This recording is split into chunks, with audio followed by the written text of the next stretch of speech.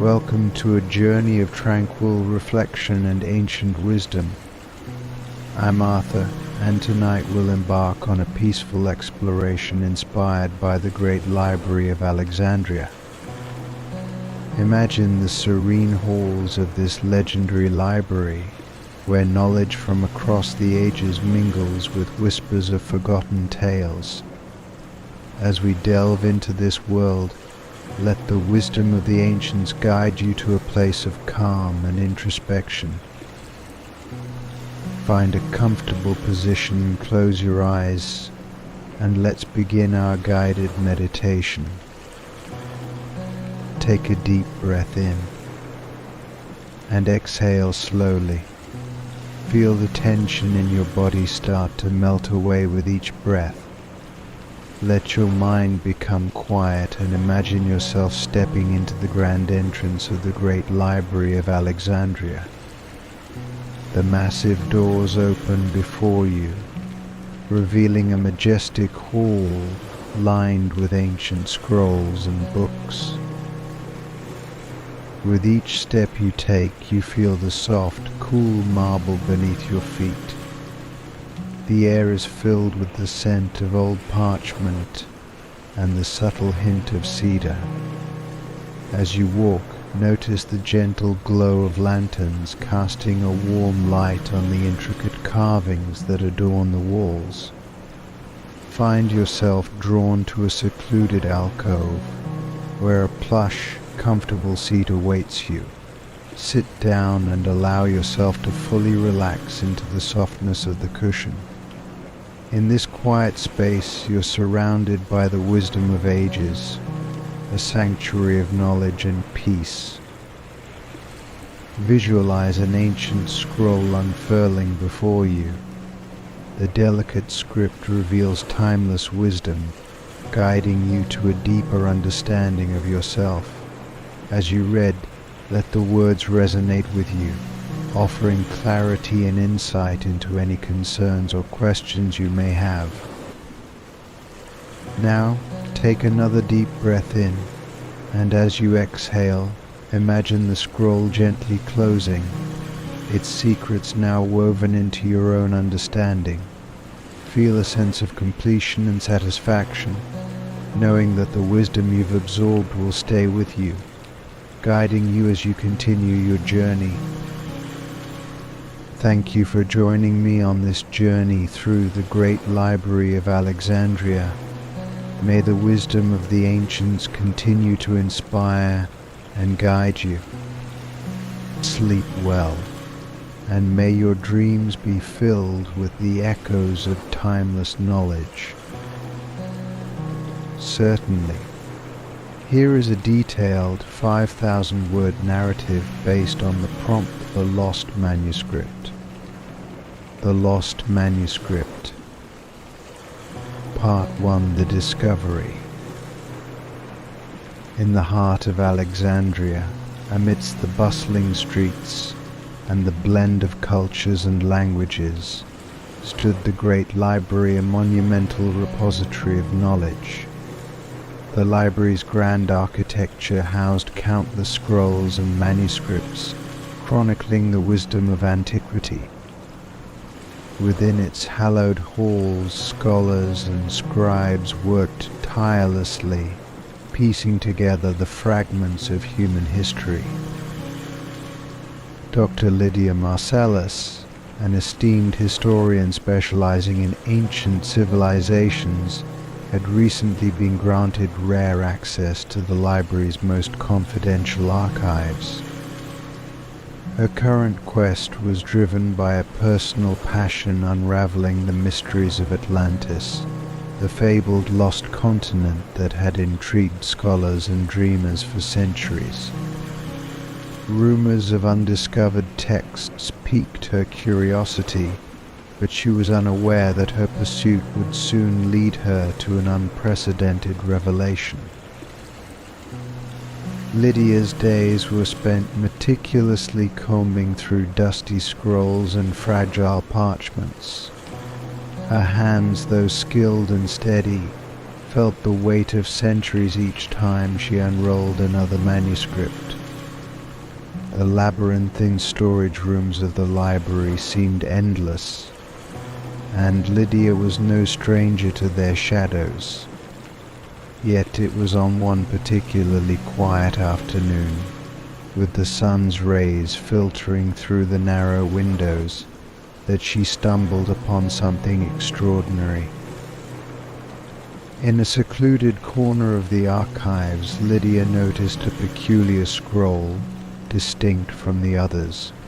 Unlike the usual vellum or papyrus, this one was bound in a leather cover adorned with intricate gold patterns. It was labeled in Greek, but the script was unusual, almost like a hybrid of ancient Greek and a more archaic script she didn't immediately recognize. The scroll was labeled Atlantean Chronicles Unclassified. Her heart raced with excitement.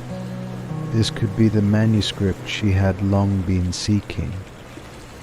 With great care, Lydia transported the scroll to her study room, a tranquil space lined with reference volumes and illuminated by a soft, steady lamp. She knew that deciphering the manuscript would require all her expertise and patience. As Lydia began her work, she realized that the manuscript's text was a complex blend of symbols and language.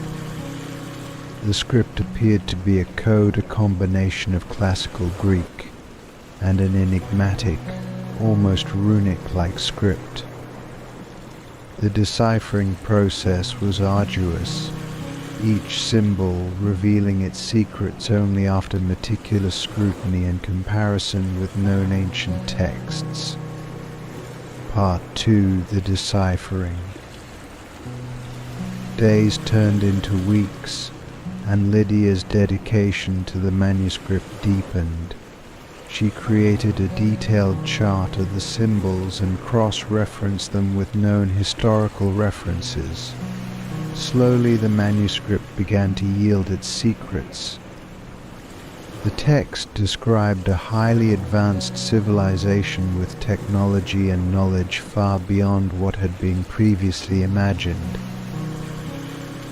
One evening, as Lydia meticulously transcribed another segment, the manuscript revealed an astonishing account. It described in vivid detail the rise and fall of Atlantis, a civilization with monumental achievements in science, philosophy, and art. According to the text, Atlantis was not a myth, but a real place that had once existed in the Atlantic Ocean.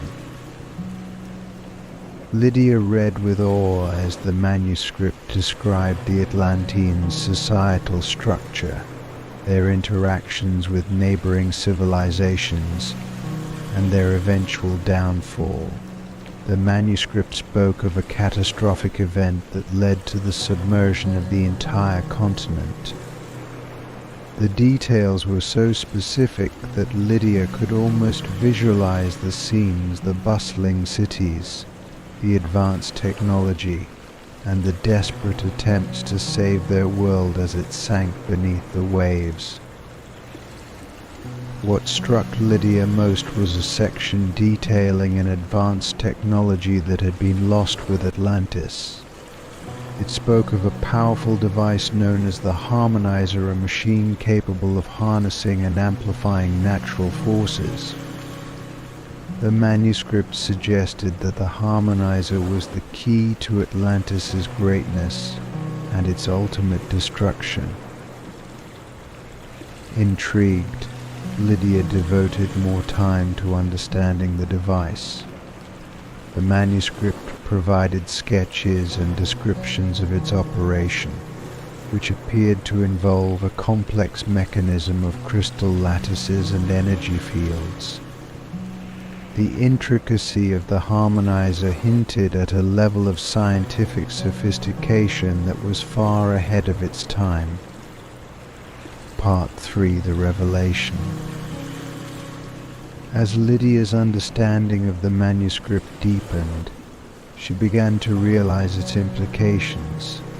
If the details were accurate, Atlantis's influence extended far beyond its own borders, shaping the development of other ancient civilizations. The manuscript hinted at exchanges of knowledge and cultural interactions that had never before been documented. Driven by her findings, Lydia sought out other experts and scholars to verify the manuscript's authenticity. She consulted with linguists, archaeologists, and historians, presenting them with her deciphered text and seeking their insights. The scholarly community was initially skeptical, but gradually became intrigued by the manuscript's detailed accounts and the possibility of a previously unknown chapter in human history. One of the most compelling pieces of evidence Lydia presented was the description of the harmonizer. To her amazement, an ancient artifact that matched the manuscript's description was discovered in a private collection, a crystal device with intricate carvings that bore striking similarities to the illustrations in the manuscript. The discovery of the artifact provided tangible proof of the manuscript's claims. The scholarly community buzzed with excitement, and Lydia's work gained widespread recognition. The manuscript's revelations prompted a re-evaluation of historical timelines and cultural exchanges, leading to new research and explorations. Lydia continued her research, delving into the manuscript's remaining sections.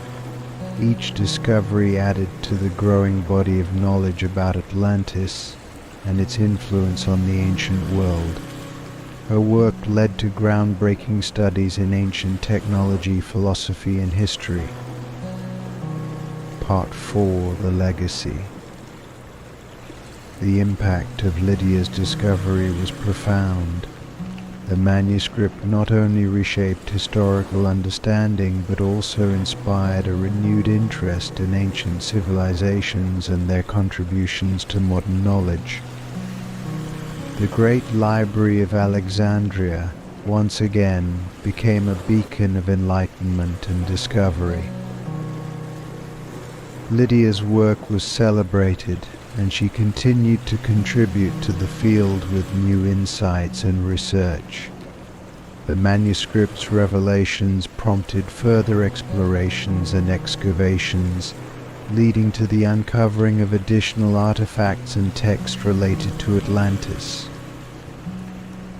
As Lydia reflected on her journey, she marveled at how a single manuscript had the power to transform our understanding of history. The Great Library of Alexandria, with its vast repository of knowledge, had once again proven its role as a catalyst for discovery and enlightenment. The lost manuscript of Atlantis had not only unveiled the secrets of a forgotten civilization, but also demonstrated the enduring quest for knowledge that transcends time. Lydia's dedication and the library's rich legacy had illuminated a new chapter in the story of humanity, reminding us of the profound connections between past, present, and future. And so, in the grand tradition of the Great Library, the legacy of the lost manuscript continued to inspire future generations of scholars and dreamers, perpetuating the timeless pursuit of wisdom and understanding. The Librarian's Secret. Part 1: The Night Watchman. In the heart of Alexandria, the Great Library stood as a monumental testament to human knowledge and wisdom. Its grand halls were a sanctuary for scholars and seekers of truth, but as night fell, it transformed into a labyrinth of shadows and secrets. Few were privileged to wander its corridors after dark, and fewer still understood the mysteries that lay within. Among those few was Elias, a humble night watchman tasked with safeguarding the library during the hours of darkness.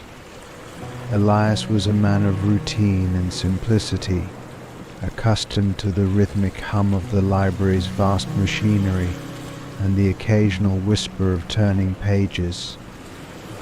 His duties were straightforward: ensure the premises remained secure and report any disturbances. Little did he know tonight would unravel into an adventure far beyond the ordinary.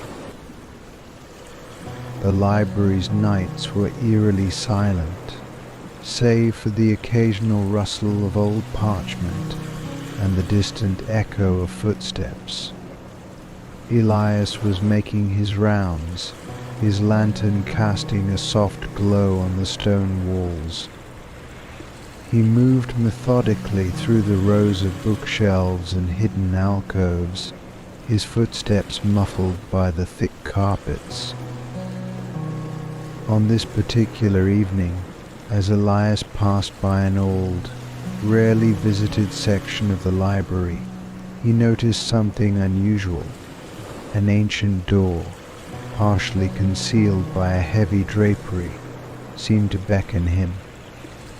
The door had always been there, but Elias had never given it much thought. It was ornately carved with symbols that he couldn't quite place.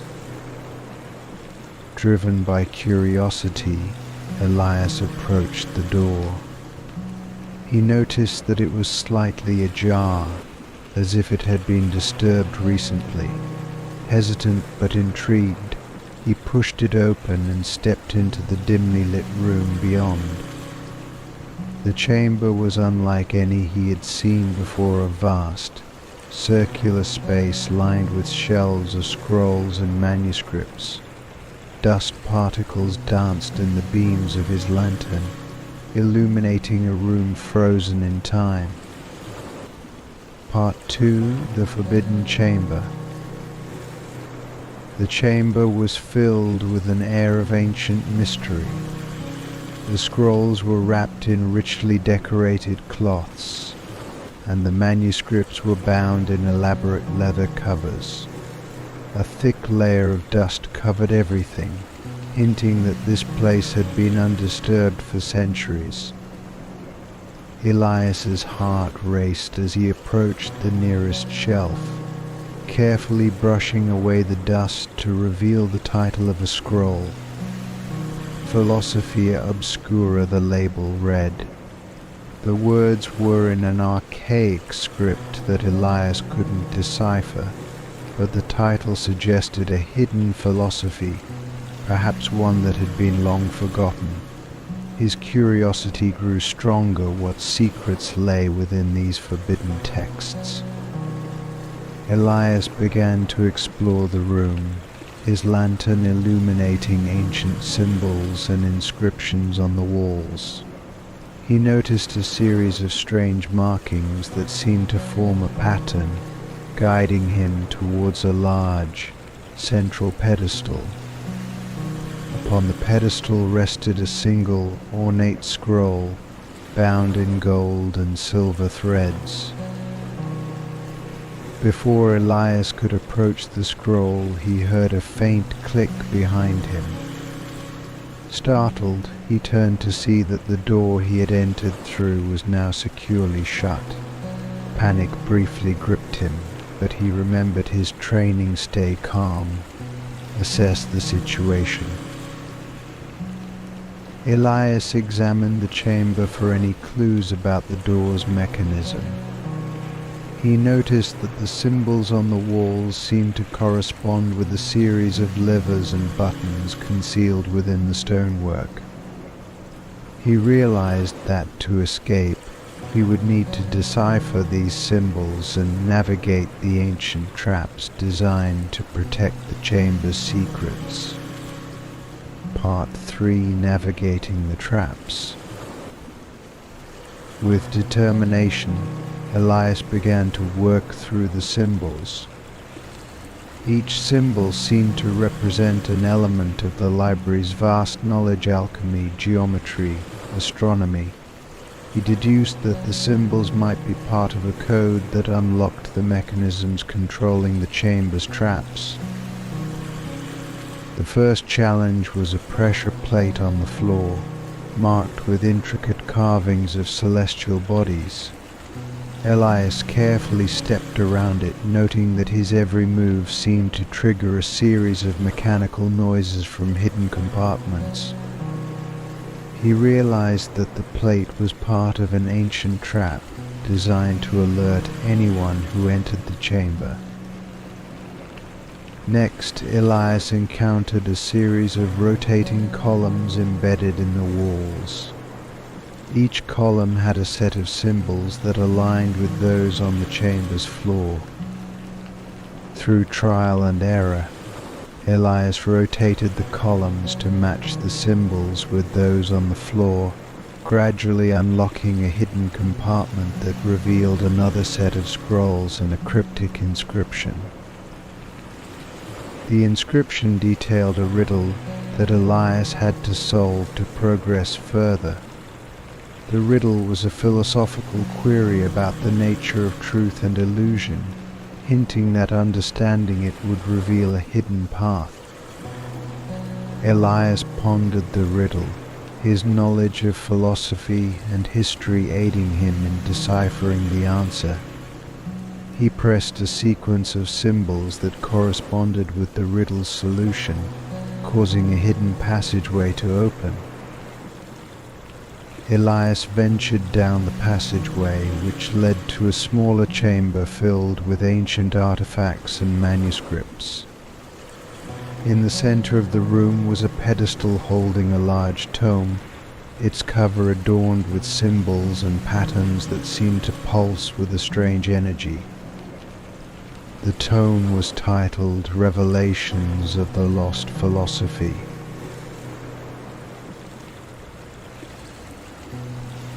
Part 4: The Lost Philosophy. Elias carefully opened the tome, revealing pages filled with an unfamiliar script.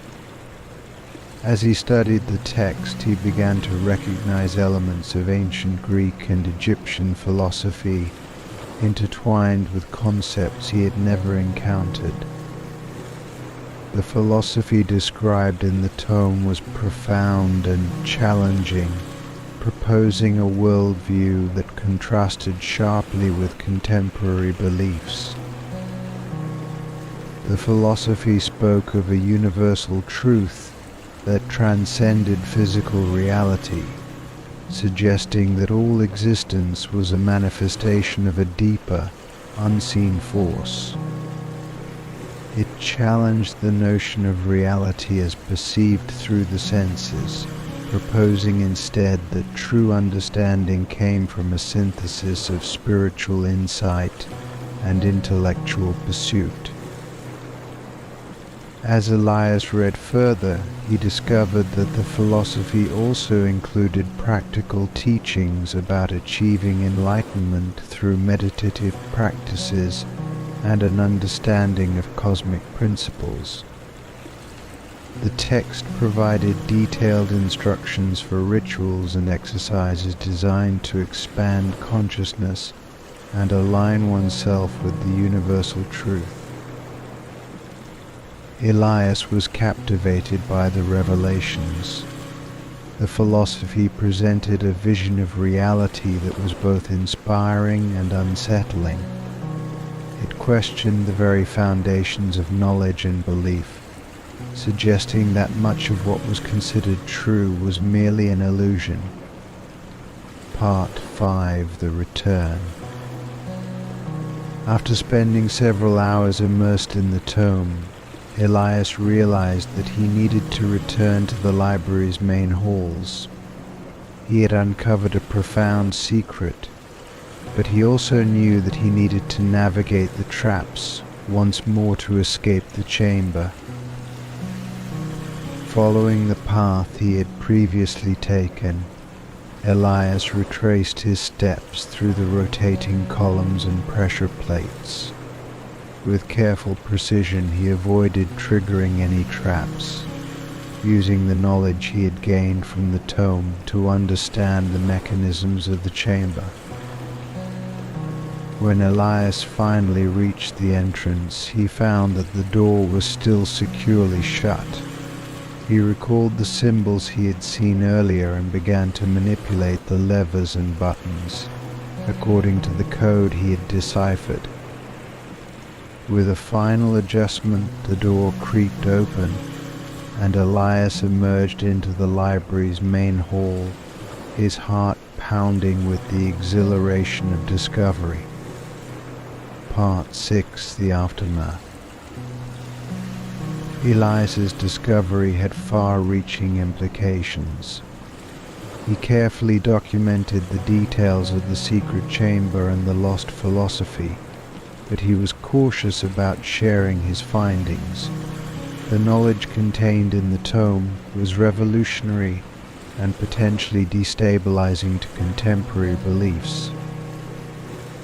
He sought out a select group of scholars and philosophers who he believed could appreciate and understand the gravity of his discovery. He shared the details of the lost philosophy with them in private, revealing the profound insights he had uncovered. The scholars were both amazed and skeptical. They debated the implications of the philosophy and its relevance to modern thought. Some were eager to explore the new ideas, while others were cautious, concerned about the potential impact on established beliefs and doctrines. In time, the lost philosophy became a subject of intense study and discussion. It inspired new lines of inquiry and research, leading to a re-evaluation of ancient philosophical traditions and their connections to contemporary thought. Elias's discovery ultimately contributed to a broader understanding of human knowledge and the nature of reality. The Great Library of Alexandria, with its hidden secrets and ancient wisdom, continued to be a beacon of enlightenment, guiding future generations in their quest for truth. Part 7: Reflections. As Elias continued his work as a night watchman, he often reflected on his extraordinary experience. The secret chamber and the lost philosophy had changed his perspective on the world and his role within it. He no longer saw himself merely as a custodian of knowledge, but as a guardian of profound truths that transcended time. The library, with its vast collection of scrolls and manuscripts, remained a place of wonder and mystery. Elias understood that there were still many secrets waiting to be discovered, hidden within the walls of the grand edifice. Each night, as he made his rounds, he felt a renewed sense of purpose and reverence for the library's legacy. The librarian's secret had illuminated a new chapter in the story of human knowledge, reminding Elias of the endless pursuit of wisdom and the transformative power of discovery. As he walked through the library's silent halls, he carried with him the knowledge that the quest for truth was a journey without end, a journey that would continue to inspire and challenge those who sought to understand the mysteries of existence. And so the Great Library of Alexandria remained a timeless repository of knowledge, its secrets waiting to be uncovered by those brave enough to seek them. Elias's adventure had become a part of its rich tapestry, a testament to the enduring quest for enlightenment that defined the library's legacy. The Astronomer's Quest. Part 1: The Mysterious Visitor. In the majestic city of Alexandria, the Great Library stood as a beacon of knowledge, its vast collection spanning every conceivable field of study. Among its many scholars was Dr. Eleni Ptolemy, an esteemed astronomer renowned for her meticulous observations of the night sky and her deep knowledge of ancient celestial texts. Eleni had dedicated her life to unraveling the mysteries of the cosmos, her nights spent in the library's observatory peering through ancient telescopes and charting the movements of the stars. One crisp autumn evening, as the library was quieting down for the night, Eleni was preparing to conclude her observations.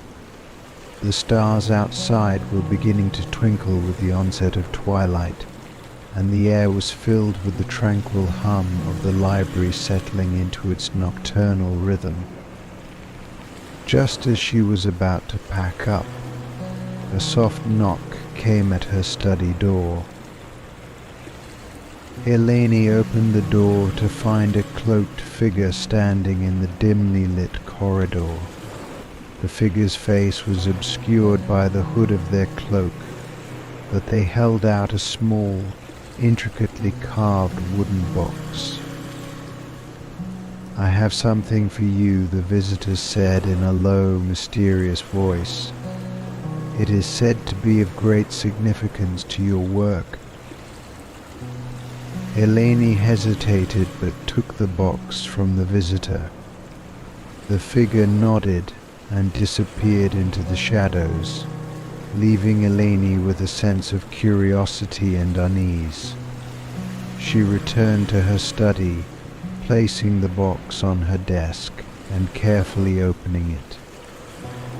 Inside was an ancient rolled-up map, secured with a leather strap. The map was adorned with celestial symbols and constellations, its edges yellowed with age. As she unrolled the map, Eleni noticed that it was unlike any celestial chart she had ever seen. The constellations were depicted in unfamiliar arrangements, and there were inscriptions in an archaic script that she could not immediately decipher. At the bottom of the map was a cryptic note: "Follow the stars to unveil the prophecy of time. What once was seen shall be revealed once more." Part 2. The Deciphering. Eleni's interest was piqued. She spent the following days studying the map, comparing it with her own astronomical charts and ancient texts. She sought out the expertise of other scholars and linguists to help decipher the inscriptions, but the script was so obscure that it seemed to defy translation. One evening, while poring over the map, Eleni noticed a pattern that matched a series of constellations in her own records. The map appeared to be a star chart from an era long before her own, depicting constellations that had shifted over the millennia. The map's layout seemed to correspond to a specific date, perhaps indicating an alignment or celestial event of great importance.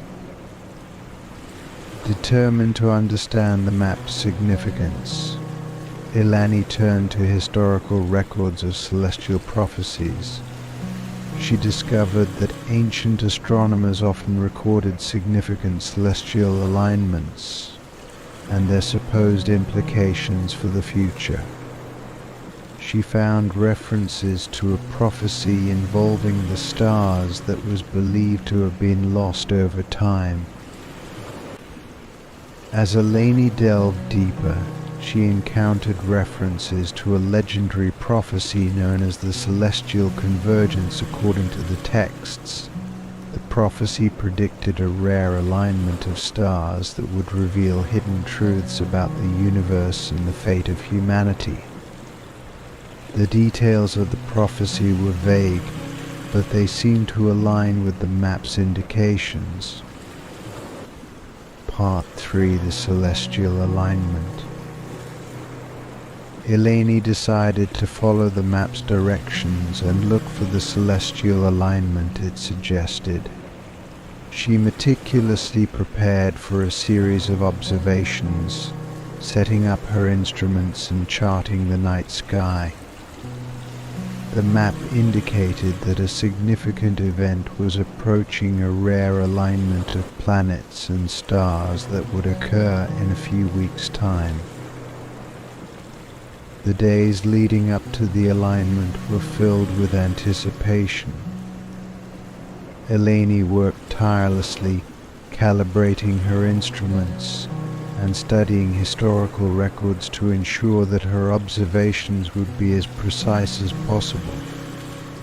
She also consulted with other astronomers and scholars, sharing her findings and discussing the implications of the approaching celestial event. On the night of the alignment, Eleni and her colleagues gathered at the observatory. The sky was clear and the stars shone brightly. As the hours passed, the planets and stars began to align according to the map's predictions. Eleni observed the alignment with a sense of awe and wonder, her heart racing as the celestial event unfolded before her eyes. As the alignment reached its peak, Eleni noticed something extraordinary. The constellations on the map seemed to mirror the positions of the stars in the night sky with incredible precision. It was as if the map was a perfect representation of the current celestial arrangement. Part 4. The Prophecy Unveiled. As the alignment continued, Eleni began to see patterns emerging from the stars. She noted that certain constellations were forming shapes and symbols that matched those on the map. The celestial arrangement seemed to be revealing a hidden message. Eleni worked through the night, carefully recording her observations and interpreting the patterns. She realized that the celestial alignment was revealing a sequence of symbols and inscriptions that were directly related to the ancient prophecy. The symbols seemed to convey a message about the nature of the universe and humanity's place within it. The prophecy spoke of a cosmic cycle, a time when the stars would align to reveal deeper truths about existence and the interconnectedness of all things. It suggested that the alignment was a moment of revelation, a time when the universe would reveal its secrets to those who were prepared to receive them. As dawn approached, Eleni was struck by the realization that the prophecy's message was both profound and humbling. The alignment had revealed a deeper understanding of the cosmos, one that transcended the boundaries of time and space. The stars had spoken, and their message was clear: the universe was a reflection of a greater cosmic order, and humanity was a part of that order. Part 5. The Impact. The discovery had a profound impact on Eleni and her colleagues. The revelation of the prophecy and its alignment with the current celestial arrangement challenged many contemporary beliefs about the universe. Eleni's findings were published and widely discussed, sparking debates and discussions among scholars and philosophers. The implications of the prophecy were far-reaching. It suggested that the universe was governed by a set of cosmic principles that transcended human understanding. The alignment of the stars had revealed a deeper connection between the heavens and the earth, and it challenged existing notions of reality and existence. Eleni's work also inspired a renewed interest in ancient celestial prophecies and their relevance to modern science. Researchers began to explore the connections between ancient astronomical knowledge and contemporary theories about the universe. The discovery led to new lines of inquiry and research, opening up new possibilities for understanding the cosmos. Part 6: The Legacy. As time passed, Eleni's discovery became a pivotal moment in the history of astronomy and cosmology. The revelation of the prophecy and its alignment with the current celestial arrangement continued to inspire scholars and seekers of truth. Eleni's work was celebrated for its groundbreaking contributions to our understanding of the universe. The Great Library of Alexandria, with its vast collection of knowledge and its rich history, remained a center of enlightenment and discovery. Eleni's findings were preserved and studied by future generations, and the legacy of the celestial map and the prophecy continued to shape the course of astronomical research. Eleni herself remained dedicated to her work, continuing to explore the mysteries of the cosmos and share her insights with others. Her journey had deepened her appreciation for the interconnectedness of all things and the profound beauty of the universe.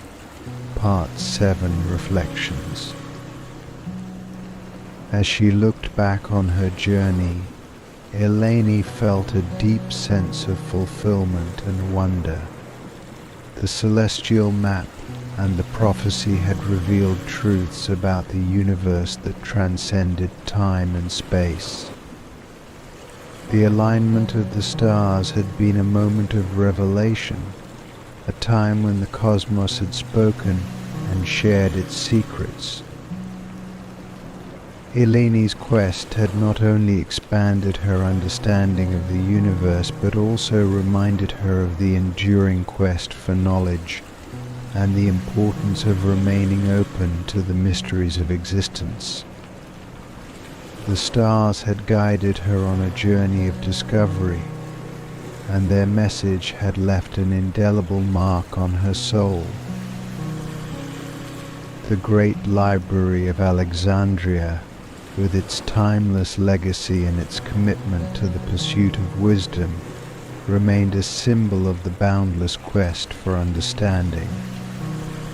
Eleni's work and the celestial prophecy had become a part of that legacy, a testament to the eternal journey of exploration and enlightenment.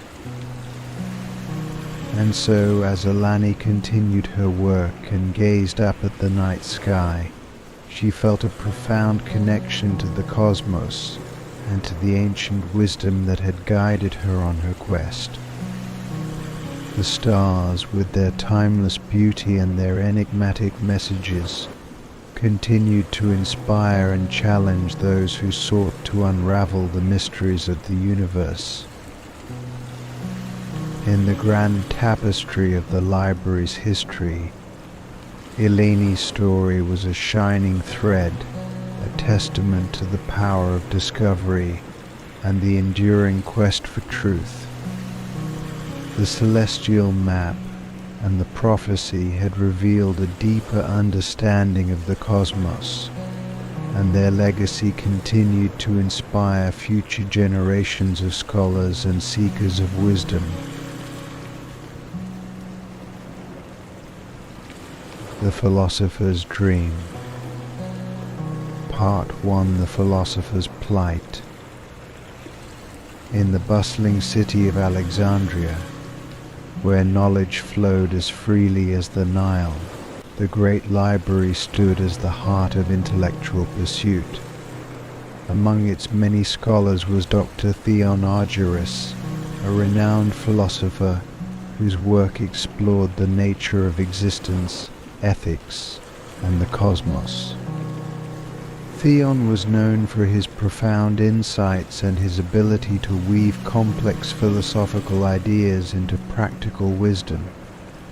However, despite his acclaim, Theon was grappling with a deep personal crisis. Theon's life had been marked by a series of personal losses and challenges that left him feeling adrift. He had lost his beloved wife several years earlier, and his once thriving career had recently encountered setbacks. The weight of his philosophical inquiries seemed to grow heavier, as though the answers he sought eluded him just beyond his grasp. He yearned for clarity and purpose, hoping to find a way to reconcile his inner turmoil with his quest for understanding. One night, as Theon lay in bed, his mind troubled and restless, he drifted into an unusually vivid dream. In this dream he found himself in a realm that bore a striking resemblance to the Great Library, but with an otherworldly twist. The library in his dream was vast and labyrinthine, its halls and chambers shimmering with an ethereal glow. The familiar scrolls and manuscripts were present, but they were arranged in ways that seemed to defy the laws of physics and geometry. As Theon wandered through this dream realm, he felt a sense of both wonder and trepidation. The library was filled with ancient wisdom, yet it was also profoundly different from the one he knew. The dream realm seemed to be alive, as though the knowledge contained within it was aware of his presence and eager to reveal its secrets. Part 2, the first revelation. In his dream, Theon was drawn to a grand hall that appeared to be a central repository of knowledge. The walls of the hall were lined with glowing manuscripts and scrolls that floated in mid-air, their texts shimmering with a light that seemed to pulse with rhythm. As Theon approached one of the floating scrolls, it unfurled itself, revealing a series of symbols and inscriptions. The symbols were unfamiliar, but they seemed to resonate with a sense of ancient power. Theon reached out to touch the scroll, and as his fingers made contact, the symbols began to transform into words and phrases that he could understand. The scroll spoke of a concept known as the unity of opposites, a profound philosophical principle that suggested that apparent contradictions were in fact interconnected and complementary. Theon read with fascination as the scroll described how understanding this unity could lead to greater harmony and balance in one's life. The revelation struck a chord with Theon. He had been struggling with conflicting desires and emotions, feeling torn between his intellectual pursuits and his personal losses. The idea that opposites could be unified provided him with a new perspective on his situation. It suggested that his struggles were not merely obstacles but could be integrated into a broader understanding of existence. Theon awoke the next morning with a sense of renewed clarity. He reflected on the dream and the wisdom it had imparted, considering how the concept of unity could apply to his own life. He resolved to explore this idea further, seeking to understand how it might help him find balance and resolve his personal crisis.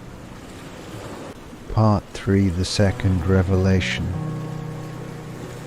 In the following nights, Theon's dreams continued to bring him to the mysterious realm of the library. Each time he encountered new scrolls and manuscripts that offered insights into different aspects of existence and philosophy. One evening, Theon found himself in a chamber filled with celestial maps and star charts.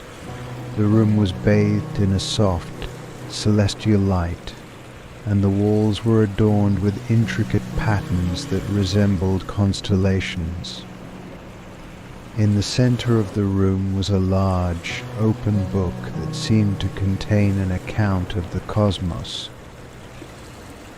As Theon approached the book, he realized that it was detailing a concept known as cosmic harmony, the idea that the universe operated according to a set of universal principles that govern the balance and order of all things. The book described how understanding these principles could lead to a deeper appreciation of one's place in the cosmos. The revelation resonated deeply with Theon. He had always been fascinated by the idea that the universe was governed by a set of underlying principles, but he had struggled to find a way to connect this understanding with his own experiences. The concept of cosmic harmony provided him with a framework for reconciling his intellectual pursuits with his personal struggles. Theon awoke with a renewed sense of purpose.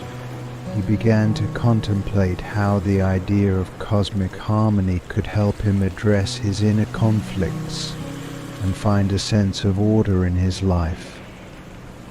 He started to incorporate this understanding into his philosophical work, exploring how the principles of cosmic harmony could offer insights into human existence and ethics. Part 4, the third revelation. Theon's dreams continued to offer him guidance and wisdom. On one particularly vivid night, he found himself in a vast garden that seemed to be an extension of the library. The garden was filled with vibrant, otherworldly flora and fauna, and it exuded a sense of tranquility and beauty. In the center of the garden was a large, ornate fountain that flowed with a shimmering liquid. Surrounding the fountain were several scrolls and manuscripts that floated gently in the air. Theon approached one of the scrolls, which revealed a concept known as the flow of life. The scroll described how life was a continuous flow of change and transformation, and how embracing this flow could lead to a greater sense of peace and fulfillment. It spoke of the importance of adaptability and acceptance in navigating the challenges of existence. Theon was struck by the profound simplicity of the message. He had often struggled with resistance to change and the fear of uncertainty. The idea of embracing the flow of life offered him a new perspective on how to approach his challenges with greater acceptance and grace. Theon awoke with a sense of calm and clarity. He realized that his struggles were not obstacles to be overcome, but opportunities for growth and transformation. The concept of the flow of life provided him with a new approach to dealing with his personal and professional challenges. Part 5, the integration. As Theon continued to explore the wisdom of the dream realm, he began to integrate the insights he had gained into his waking life. He found that the concepts of unity, cosmic harmony, and the flow of life offered him valuable tools for addressing his personal crisis and finding a sense of balance. In his philosophical work, Theon began to explore how these concepts could be applied to understanding human existence and ethics. He wrote several treatises on the unity of opposites, cosmic harmony, and the flow of life, exploring their implications for personal and societal well-being. Theon also began to apply these insights to his own life. He sought to embrace the unity of opposites by integrating his intellectual pursuits with his personal experiences. He practiced acceptance and adaptability, allowing himself to flow with the changes and challenges that came his way. His newfound perspective had a transformative effect on his work and his personal life.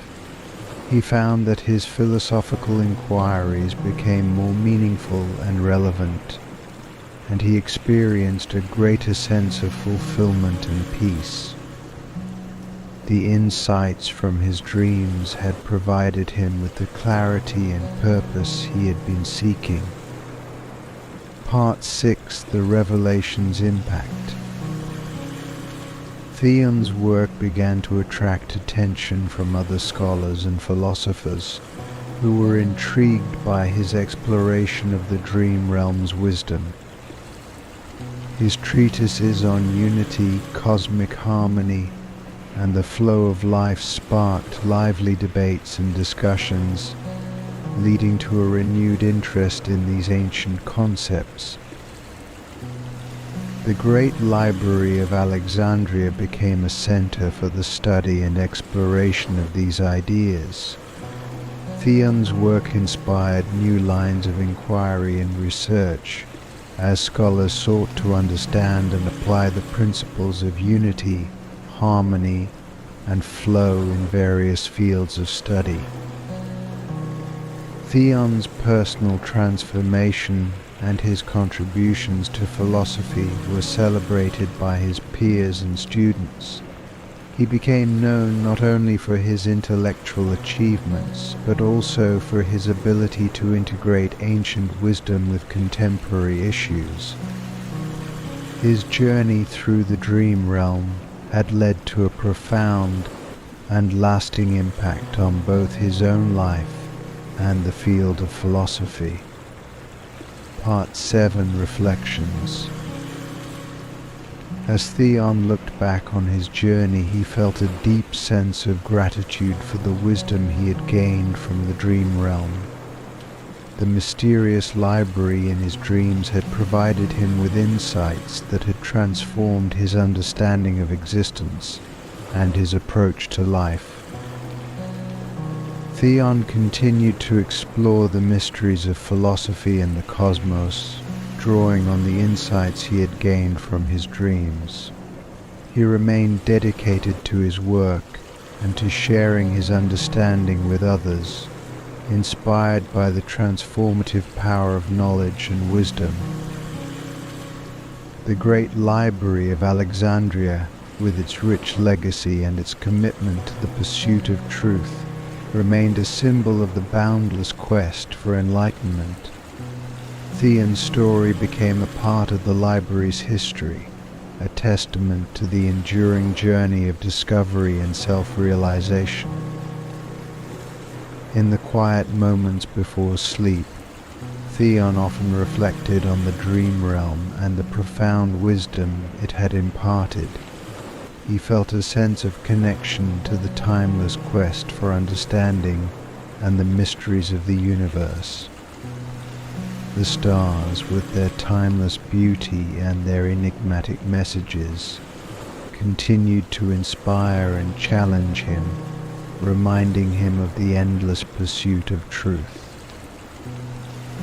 And so, as Theon continued his philosophical inquiries and embraced the flow of life, he carried with him the lessons of his dreams and the profound insights they had revealed. His journey had been one of transformation and enlightenment, a testament to the enduring quest for knowledge and the power of ancient wisdom. The Time Traveler's Diary. Part 1: The Discovery. In the heart of Alexandria, the Great Library stood as a monument to human knowledge and curiosity. Its labyrinthine halls housed texts and artifacts from every corner of the ancient world. Amidst the thousands of scrolls and manuscripts, Dr. Nora Hargrove, a modern-day historian, had spent countless hours researching ancient civilizations, hoping to unearth forgotten truths. Nora was known for her meticulous approach and insatiable curiosity. One afternoon, while exploring the rarely visited archives of the library, she stumbled upon a dusty, leather-bound diary. The diary was tucked away in a neglected corner, its cover worn and its edges frayed. Nora's interest was immediately piqued.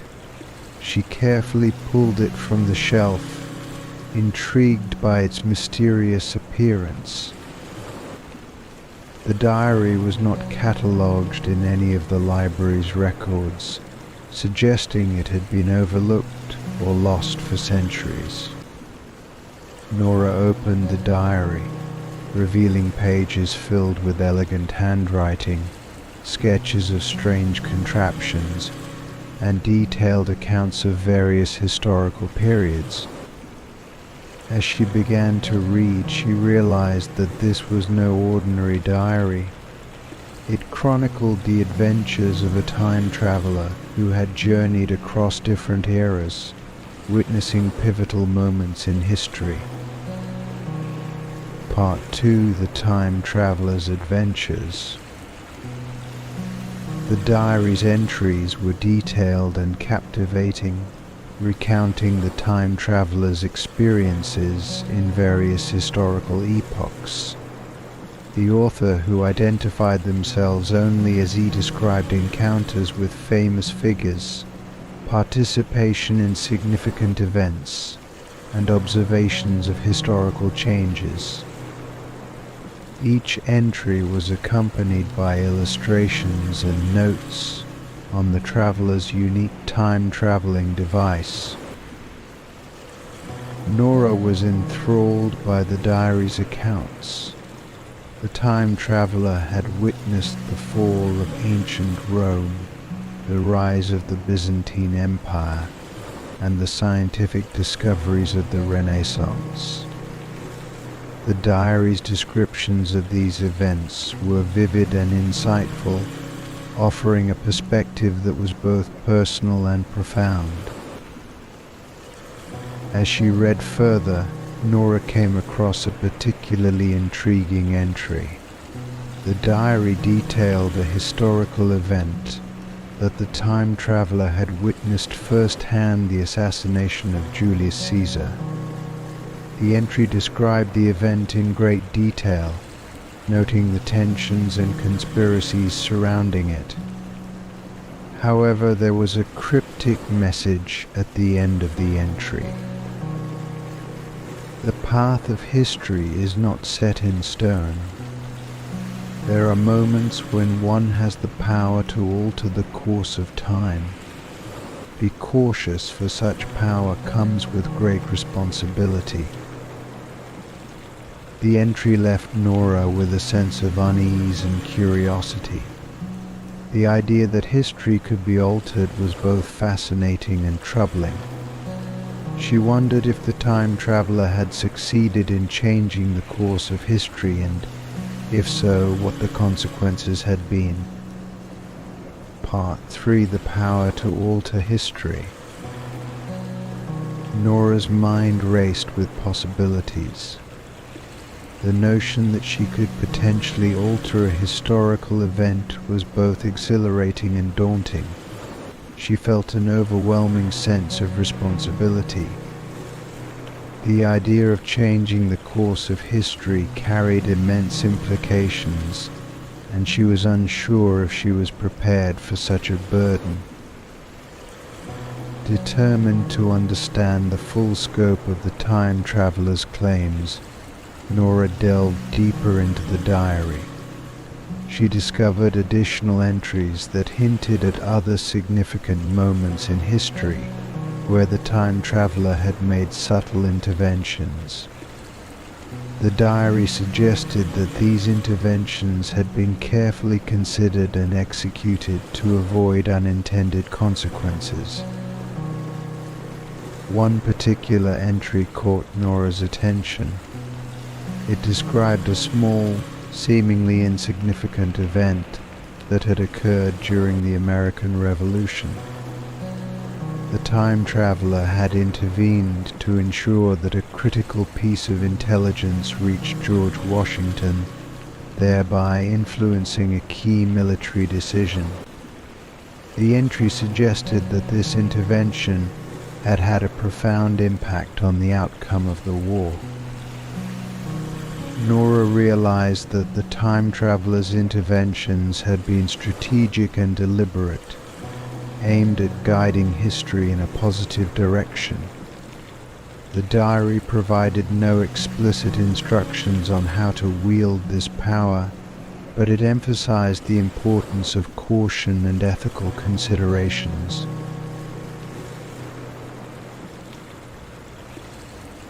Part 4: The Ethical Dilemma.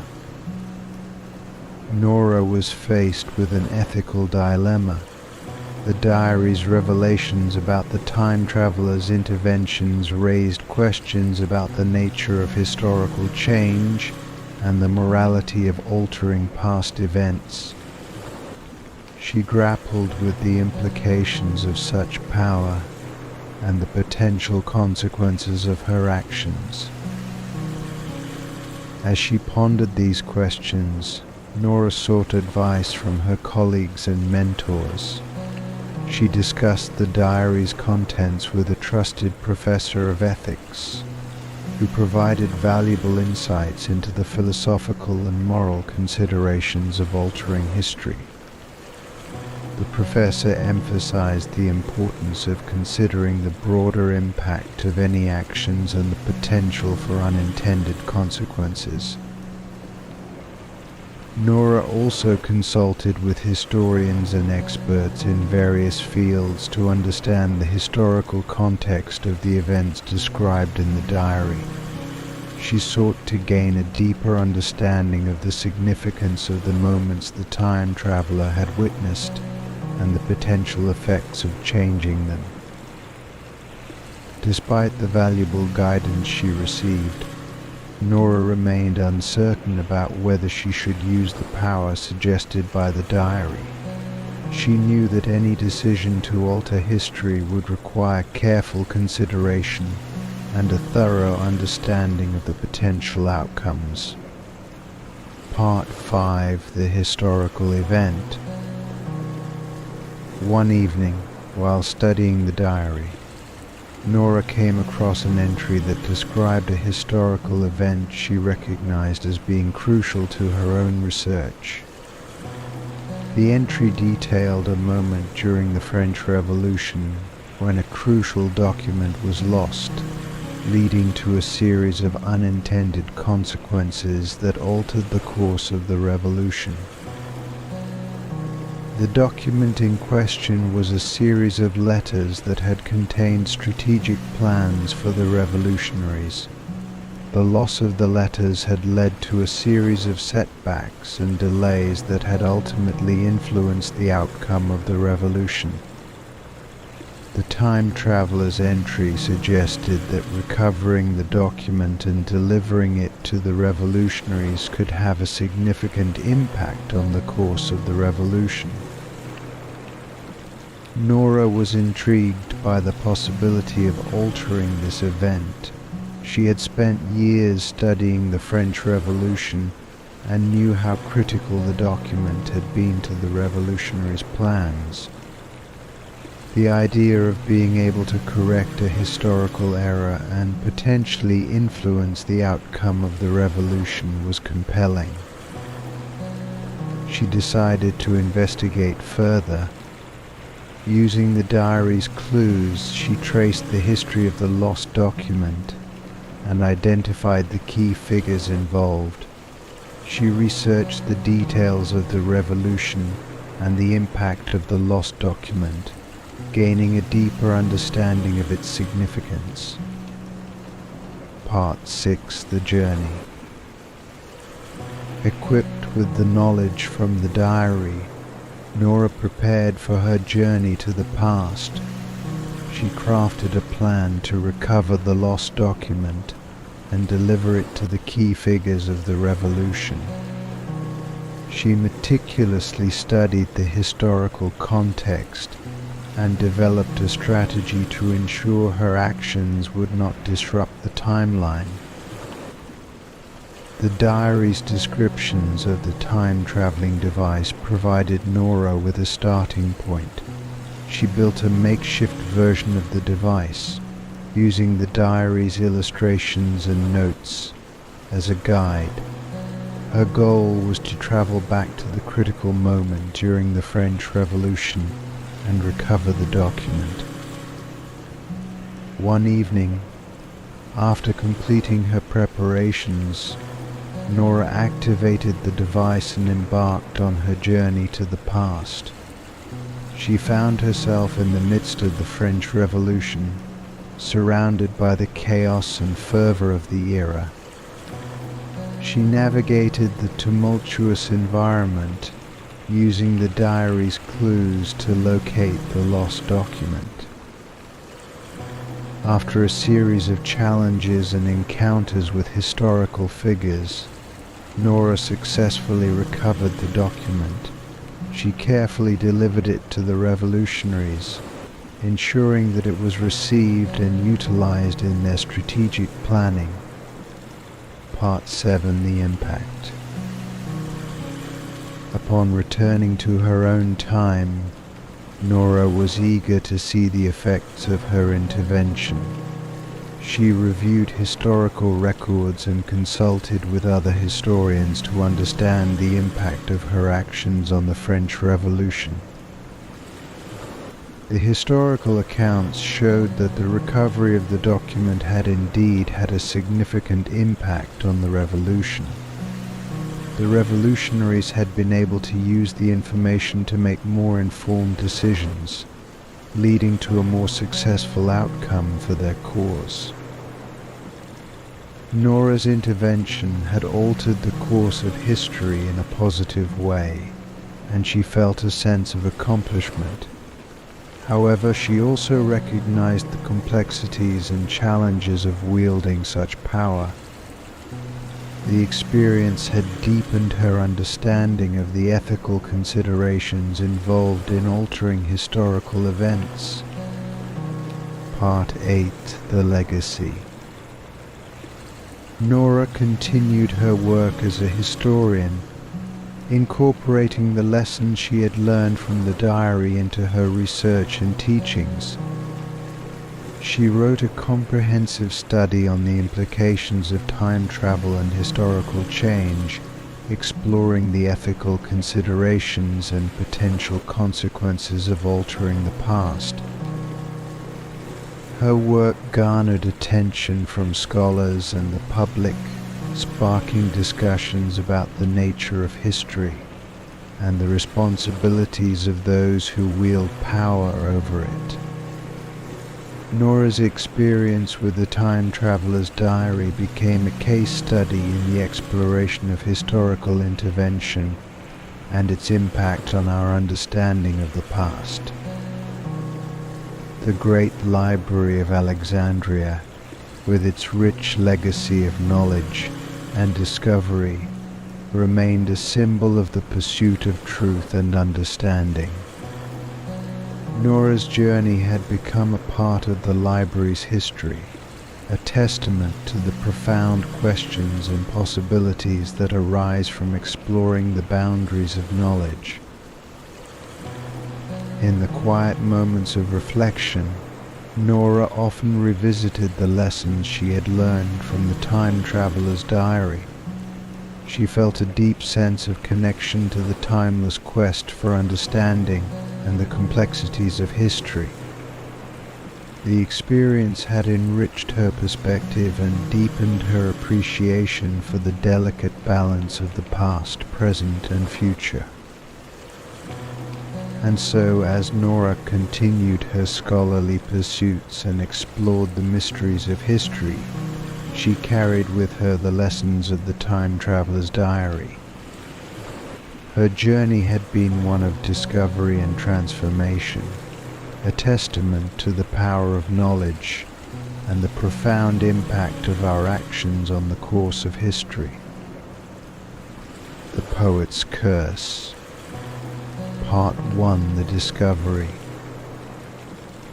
In the golden age of Alexandria, the Great Library stood as a beacon of knowledge and creativity, a sanctuary for scholars, philosophers, and poets alike. Amidst its storied halls, where wisdom and art mingled freely, lived a young poet named Lucius. Known for his evocative verse and soulful performances, Lucius was celebrated for his ability to capture the essence of the human condition through poetry. Yet despite his acclaim, he longed for a muse that would ignite his imagination with new fire. One evening, while browsing through a section of the library seldom visited by others, Lucius stumbled upon an old scroll wrapped in faded linen. It lay in a dusty alcove, forgotten by time. The scroll was inscribed with intricate symbols and arcane script that seemed to beckon him with an enigmatic allure. With a mixture of excitement and trepidation, Lucius unrolled the scroll and began to read. The text was a series of poetic invocations and descriptions of mythical creatures and legendary figures. It spoke of an ancient power granted to those who could wield words with extraordinary skill. According to the scroll, its verses had the power to summon the very beings of mythology into the physical world. As Lucius absorbed the scroll's contents, he was both enthralled and skeptical. Could it be that such a power was real? His curiosity got the better of him, and he decided to test the scroll's claims. He carefully followed the instructions, writing a series of verses that invoked the gods and mythical beings described in the scroll. Part 2. The First Invocation. Under the dim glow of his study lamp, Lucius composed his first verse, his quill dancing across the parchment as he wrote. O radiant Apollo, god of sun and song, from Mount Olympus descend, where I belong. With lyre in hand, let music fill the air, and bless my humble verse with your divine care. As soon as the ink dried, a strange phenomenon occurred. The air around Lucius shimmered, and a warm, golden light filled the room. Suddenly Apollo, the god of the sun and music, materialized before him. Clad in flowing robes and holding his lyre, Apollo's presence was both majestic and awe-inspiring. Lucius was overcome with a mix of fear and elation. Apollo's appearance was everything he had imagined and more. The god's radiant smile and melodic voice filled the room, and he began to play a tune that resonated with an otherworldly beauty.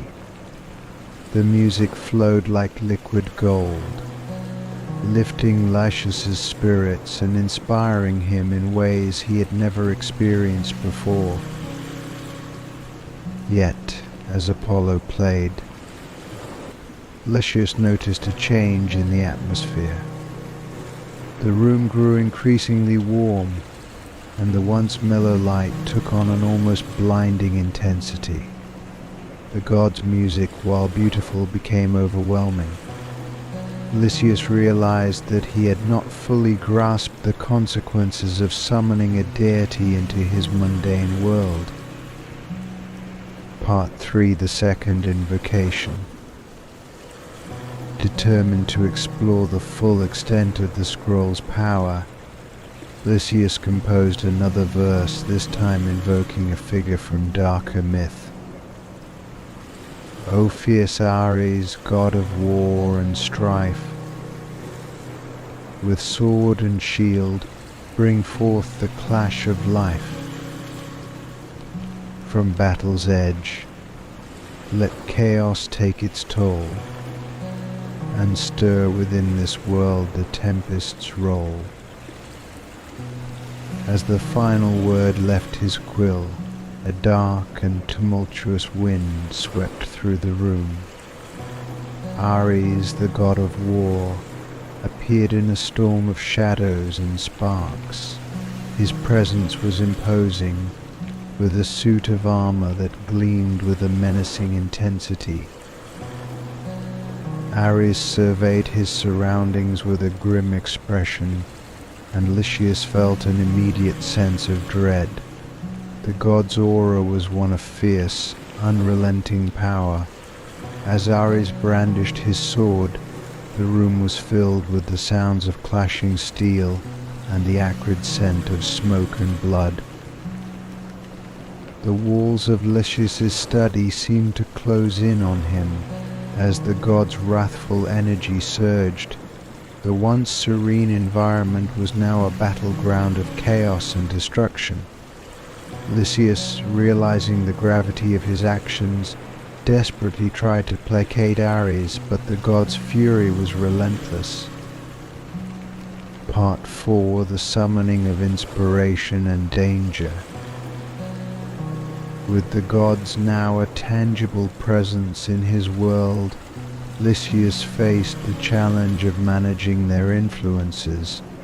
Apollo's benevolence and Ares's rage were extremes that he struggled to control.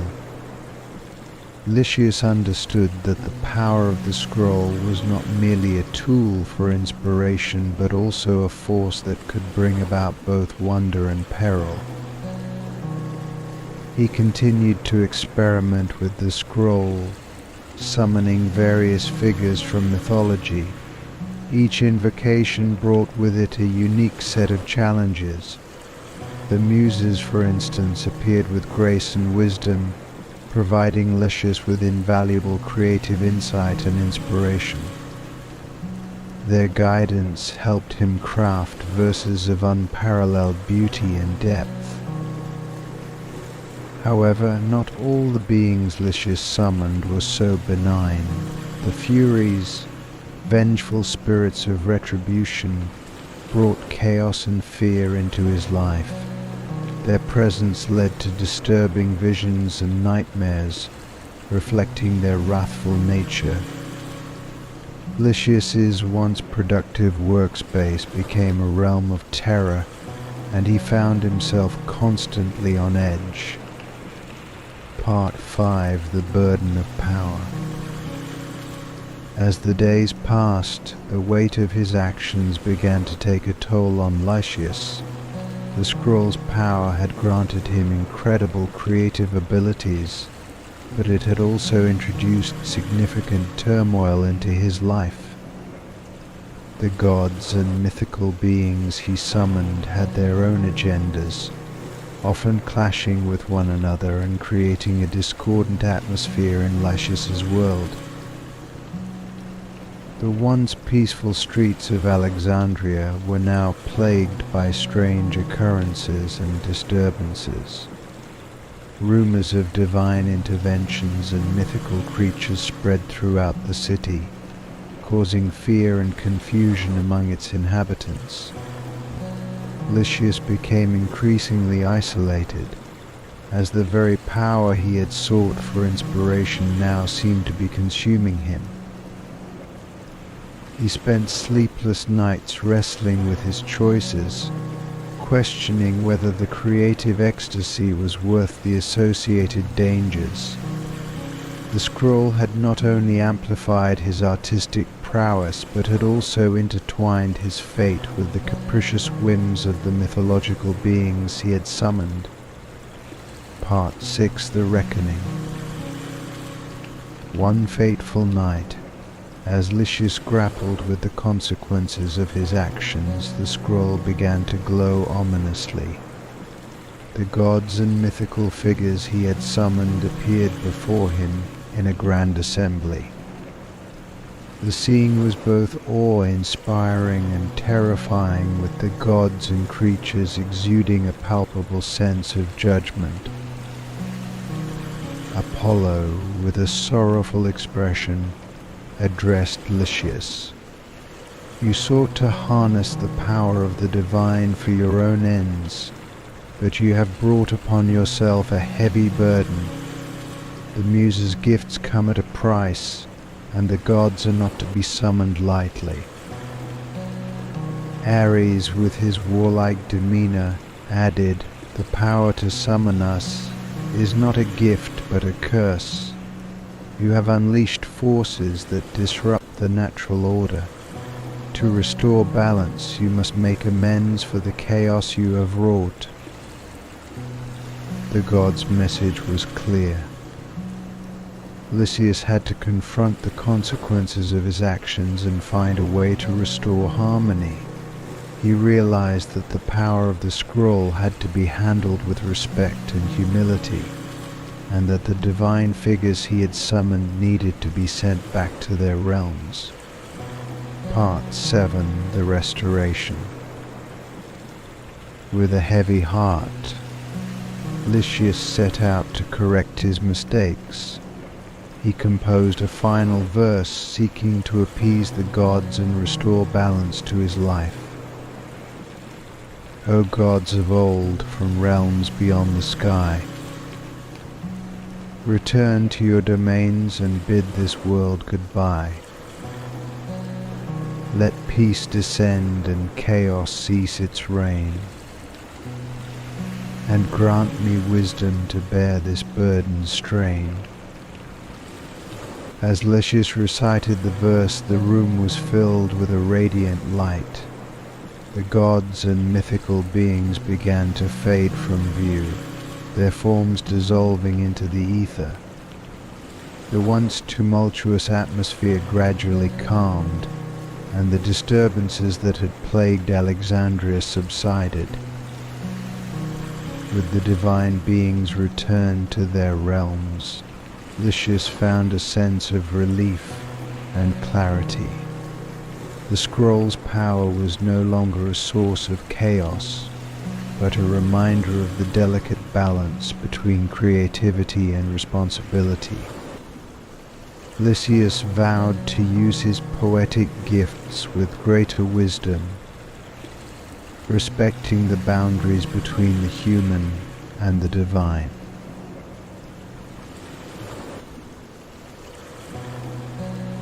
Part 8. The Legacy. In the aftermath of his experiences, Lysias became a more reflective and contemplative poet. His work, while still rich with imagination and beauty, now carried a deeper sense of responsibility. He shared his experiences with others, cautioning against the reckless pursuit of power and the importance of understanding the consequences of one's actions. The scroll remained in the library, a testament to the incredible and dangerous power of words. It was carefully guarded and studied by scholars who sought to understand its mysteries and the lessons it held. Lysias's story became a part of Alexandria's rich tapestry of history and mythology. His journey with the scroll was remembered as a powerful reminder of the impact that creativity and divine influence can have on the human experience. The poet's curse, as it came to be known, served as both a warning and an inspiration to future generations of poets and scholars. In the quiet moments of his later years, Lysias often reflected on his journey with the scroll. He found solace in the knowledge that his experiences had taught him valuable lessons about the nature of power, creativity, and the responsibility that comes with it. His poetry continued to inspire, but it was now infused with a deeper understanding of the delicate balance between inspiration and danger. And so, as Lysias's legacy endured, the Great Library of Alexandria remained a symbol of knowledge, creativity, and the eternal quest for understanding. The poet's curse was a tale of wonder and caution, a testament to the profound and sometimes perilous power of the written word. The Alchemist's Legacy. Part 1. The Discovery. In the heart of Alexandria, the Great Library stood as a bastion of ancient knowledge and arcane secrets. Among its vast collection of scrolls and manuscripts there lay a trove of esoteric texts that had captivated scholars for centuries.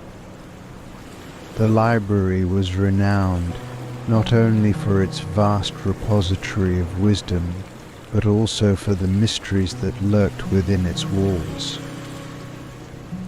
Dr. Elena Varro, an ambitious scholar of alchemy, had long been fascinated by the legends of the great alchemists of antiquity.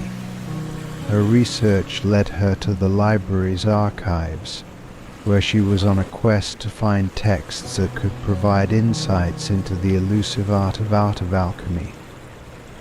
One fateful day, as she was meticulously examining a collection of old scrolls, Elena stumbled upon a weathered manuscript that seemed to hold the promise of unlocking one of alchemy's greatest secrets. The manuscript was bound in dark, aged leather and adorned with cryptic symbols and intricate diagrams. Its pages were filled with elaborate formulas and arcane notations that spoke of the philosopher's stone, a legendary substance believed to transform base metals into gold. Elena's heart raced with excitement as she carefully unrolled the scroll and began to decipher its contents. The formula described in the manuscript was both complex and enigmatic. It detailed a series of chemical processes, mystical invocations, and intricate procedures that, when performed correctly, were said to turn lead into gold. Elena's scholarly instincts told her that this was no ordinary alchemical text. It seemed to be a genuine and potentially revolutionary discovery. Part 2. The Ambitious Experiment. Driven by her desire to unlock the secrets of the manuscript, Elena devoted herself to recreating the alchemical process described within its pages. Her laboratory, nestled in a quiet corner of Alexandria, was transformed into a bustling hub of activity. Beakers, flasks, and crucibles filled with mysterious substances lined the shelves, and the air was thick with the scent of alchemical experiments. Elena meticulously followed the instructions outlined in the manuscript. She gathered rare ingredients, some of which were difficult to find and required significant effort to procure. The process described in the text involved a series of precise steps, including the careful heating of lead, the introduction of secret compounds, and the recitation of specific incantations. Days turned into weeks as Elena worked tirelessly, often late into the night. Her initial attempts were met with failures and setbacks. The lead remained lead, and no amount of alchemical manipulation seemed to transform it into gold. Despite the challenges, Elena's determination only grew stronger. She was convinced that the formula held the key to a monumental discovery. One evening, after countless trials and revisions, Elena made a breakthrough. The lead began to exhibit an unusual reaction, and the familiar, dull metal started to take on a golden sheen. Her heart raced as she observed the transformation. The process was slow and required precise control, but the results were undeniable. For the first time, Elena had succeeded in turning lead into gold. Part 3: The Deeper Secret. As Elena reveled in her success, she noticed something peculiar about the transformed gold. It was not just any gold, it seemed to radiate an inner light and warmth, unlike any gold she had ever encountered. The golden metal appeared to possess an almost sentient quality, as if it held secrets beyond mere material transformation. Driven by curiosity, Elena delved deeper into the manuscript's annotations. She discovered a hidden section of the text that had not been immediately apparent. It spoke of a deeper, more profound secret embedded within the alchemical process. The formula was not merely about the transmutation of metals, it was also a metaphor for the transformation of the self. The manuscript described a process of inner alchemy, a journey of self-discovery and spiritual enlightenment. It spoke of the philosopher's stone not just as a physical substance, but as a symbol of personal transformation and enlightenment. The true goal of the alchemical process was to achieve a higher state of being and understanding, transcending the material world and embracing a more profound reality. Elena was struck by the realization that her experiments had only scratched the surface of the manuscript's true teachings. The golden metal she had created was a reflection of a deeper, inner transformation that she had yet to fully comprehend. Part 4: The Path of Enlightenment.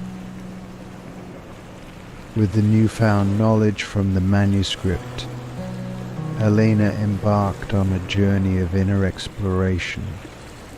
She began to view her alchemical experiments not as mere scientific endeavors, but as spiritual practices aimed at achieving personal growth and enlightenment.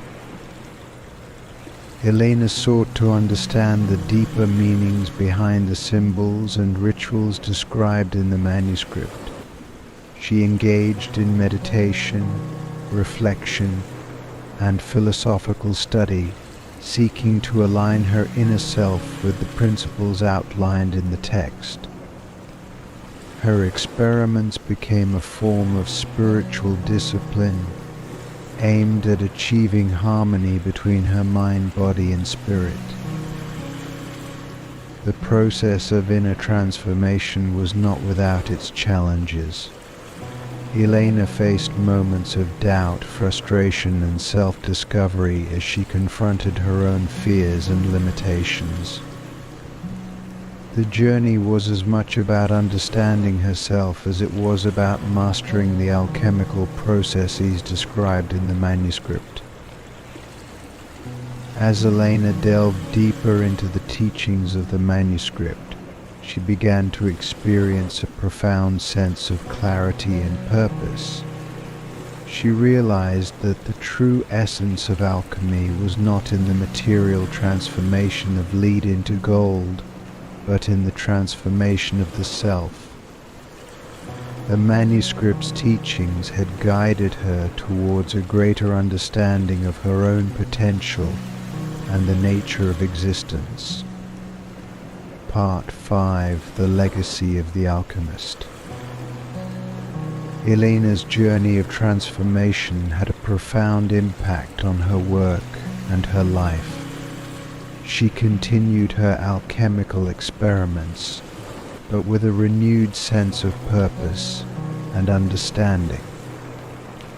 Her laboratory became a place of exploration and discovery, not only of physical substances but of the deeper mysteries of existence. She shared her insights and experiences with fellow scholars and alchemists, emphasizing the importance of inner transformation and spiritual growth. Elena's work became renowned not only for its scientific achievements but also for its philosophical and spiritual contributions. The manuscript, which had been the catalyst for Elena's journey, was preserved and studied by future generations. It became a symbol of the profound connection between alchemy and personal enlightenment. The Great Library of Alexandria continued to be a center of knowledge and discovery, housing texts that inspired and guided scholars in their quest for understanding. Elena's legacy lived on through her contributions to both the scientific and spiritual realms. Her work exemplified the integration of material and spiritual pursuits, demonstrating that true transformation encompassed more than just physical change. Part 6: The Unveiling of Truth. As Elena's life drew to a close, she reflected on her journey with a sense of fulfillment and peace. The alchemical processes she had mastered had led her to a deeper understanding of the self and the universe. The golden metal she had created was a testament to her journey, but the true treasure lay in the wisdom and insight she had gained.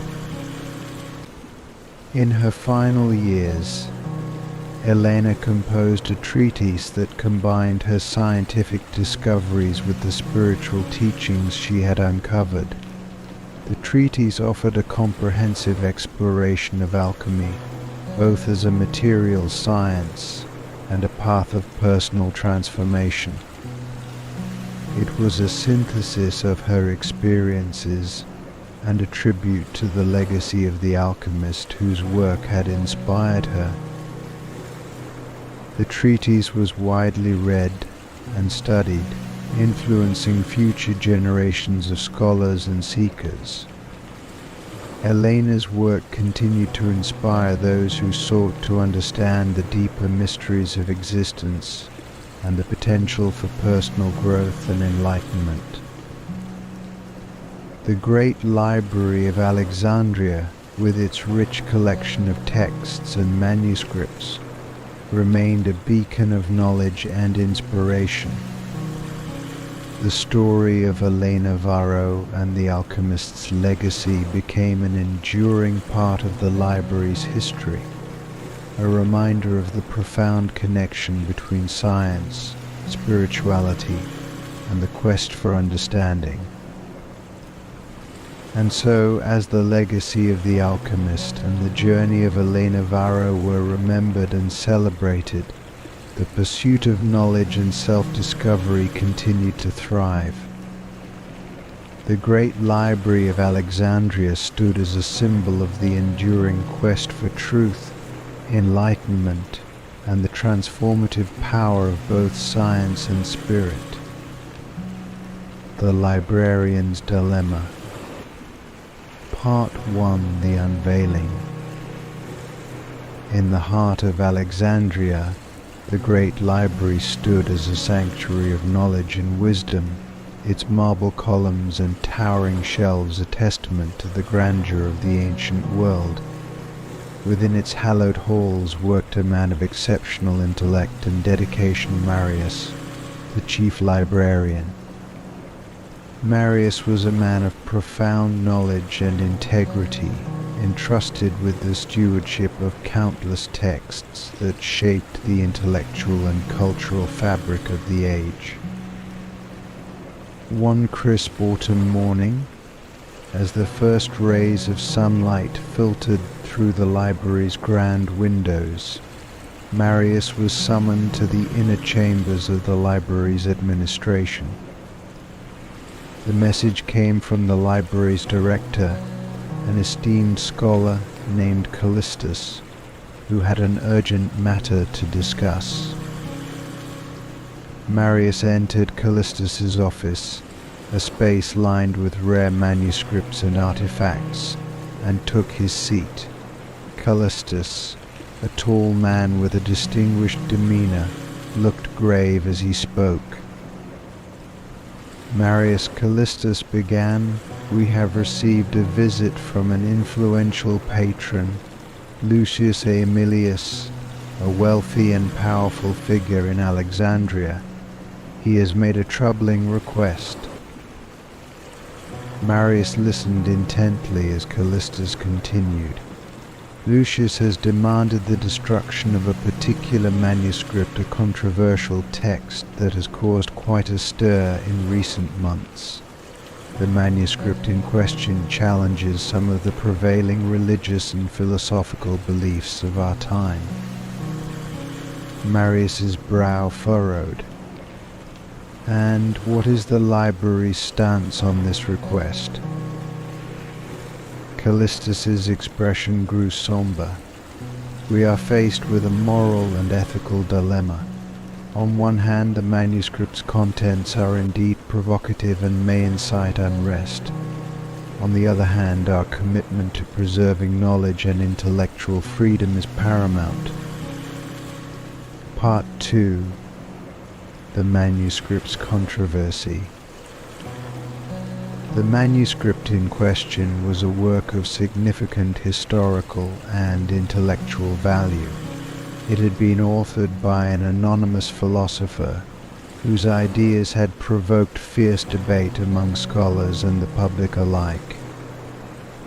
The text questioned established doctrines and proposed alternative perspectives on the nature of existence, ethics, and the divine. The manuscript's controversial nature had already attracted the attention of various factions within Alexandria. Some viewed it as a revolutionary work that could advance human understanding, while others saw it as a threat to social order and religious harmony. As Marius delved deeper into the manuscript's contents, he found himself grappling with its implications. The text challenged deeply held beliefs and presented arguments that were both compelling and unsettling.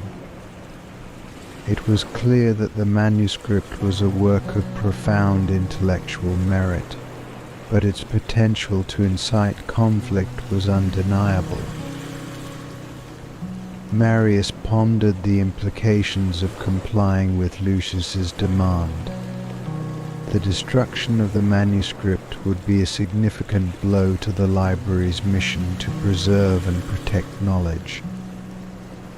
However, failing to act on the request could have serious repercussions, potentially jeopardizing the library's status and resources. Part 3. Political Intrigue. Lucius Aemilius's influence extended far beyond the realms of wealth. He was a key player in Alexandria's political landscape, with connections to powerful figures and a vested interest in maintaining social stability. His demand for the manuscript's destruction was not merely a personal preference, but a calculated move to suppress ideas that could undermine his influence and that of his allies. Marius soon discovered that Lucius's request was part of a broader campaign to control the flow of information and stifle dissent. The wealthy patron was leveraging his resources to shape public opinion and suppress any challenges to his authority. The destruction of the manuscript was but one facet of his broader strategy to consolidate power. Marius found himself entangled in a web of political intrigue.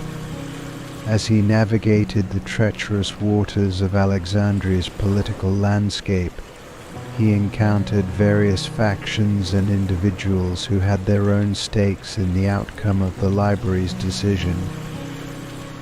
Some supported Lucius's request, citing concerns over public unrest, while others defended the principles of intellectual freedom and academic integrity.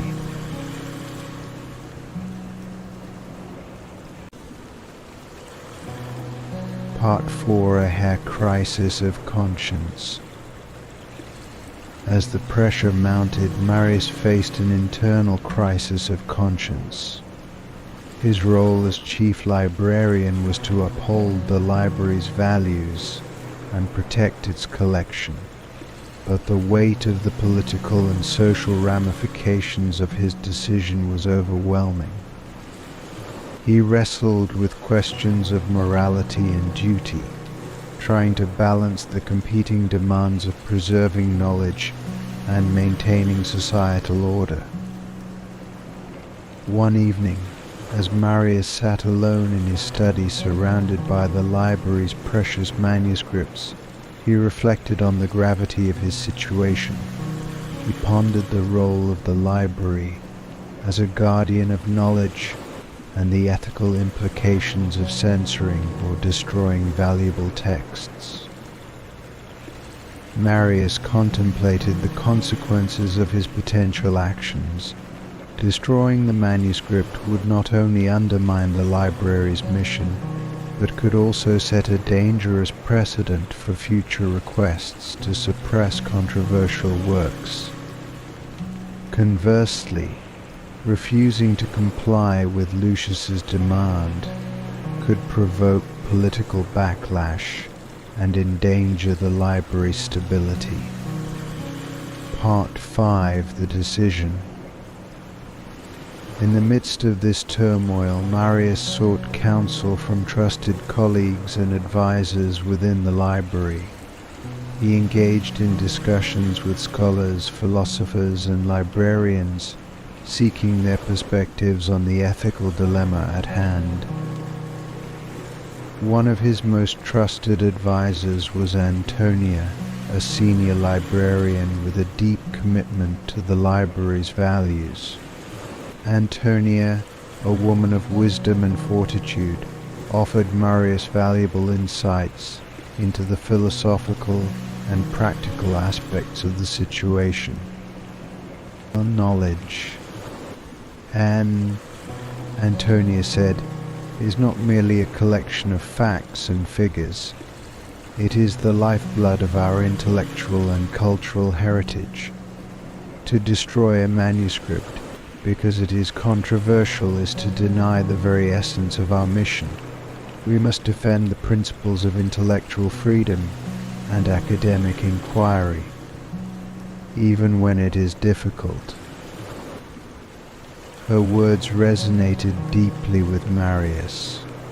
He realized that the library's role was not to judge the content of its collections, but to safeguard the freedom to explore and debate ideas. The destruction of the manuscript would be an affront to the library's core values and a betrayal of its mission.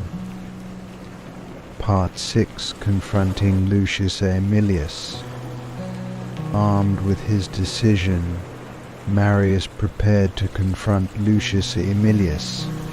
He understood that this meeting would be pivotal, and he braced himself for the possible repercussions of his stance. The meeting took place in a grand hall, where Lucius awaited Marius with a mixture of expectation and impatience. The opulent surroundings reflected Lucius's wealth and influence, creating an imposing atmosphere that added to the tension. Marius approached Lucius with a calm but resolute demeanor. "Lucius," he began, "I have given considerable thought to your request regarding the manuscript. After careful consideration and consultation with my colleagues, I must respectfully decline to destroy the text." Lucius's face hardened, and he leaned forward with a steely gaze. "Do you understand the implications of your decision? The manuscript has the potential to incite unrest and challenge the stability of our society. Are ye prepared to face the consequences? Marius met Lucius's gaze with unwavering resolve. The library's mission is to preserve and protect knowledge, not to censor or destroy it. Our role is to provide a space for intellectual exploration and discourse, even when it involves controversial or challenging ideas. To act otherwise would compromise the very principles upon which the library is founded. Part 7: The Fallout. Lucius's reaction was swift and severe. The influential patron mobilized his network to exert pressure on the library and its administrators. Marius faced a barrage of criticism, both from political allies of Lucius and from those who feared the potential consequences of the manuscript's continued existence. The political climate in Alexandria became increasingly tense, with public demonstrations and heated debates erupting over the library's decision. The city was divided, with some rallying to support the principles of intellectual freedom and others advocating for the suppression of dissenting voices. Marius's decision sparked a broader discussion about the role of institutions in preserving knowledge and the ethical responsibilities of scholars and librarians. The controversy surrounding the manuscript became a catalyst for a wider examination of the balance between freedom of expression and social stability. Part 8: The Legacy of the Librarian. Despite the challenges and opposition, Marius remained steadfast in his commitment to the library's values. The manuscript continued to be a subject of study and debate, its controversial ideas stimulating intellectual discourse and encouraging a re-evaluation of established beliefs. The controversy eventually subsided, and the library emerged with renewed resolve to uphold its mission of safeguarding knowledge and promoting intellectual freedom. Marius's decision was recognized as a testament to his integrity and dedication to the principles of scholarship and inquiry. The Great Library of Alexandria continued to be a beacon of knowledge and enlightenment, its legacy shaped by the courageous decisions of its librarians and scholars. Marius's actions were remembered as a defining moment in the library's history, highlighting the importance of defending intellectual freedom in the face of external pressures. As the years passed, the manuscript itself became a symbol of the enduring struggle for knowledge and the complexities of navigating moral and ethical dilemmas.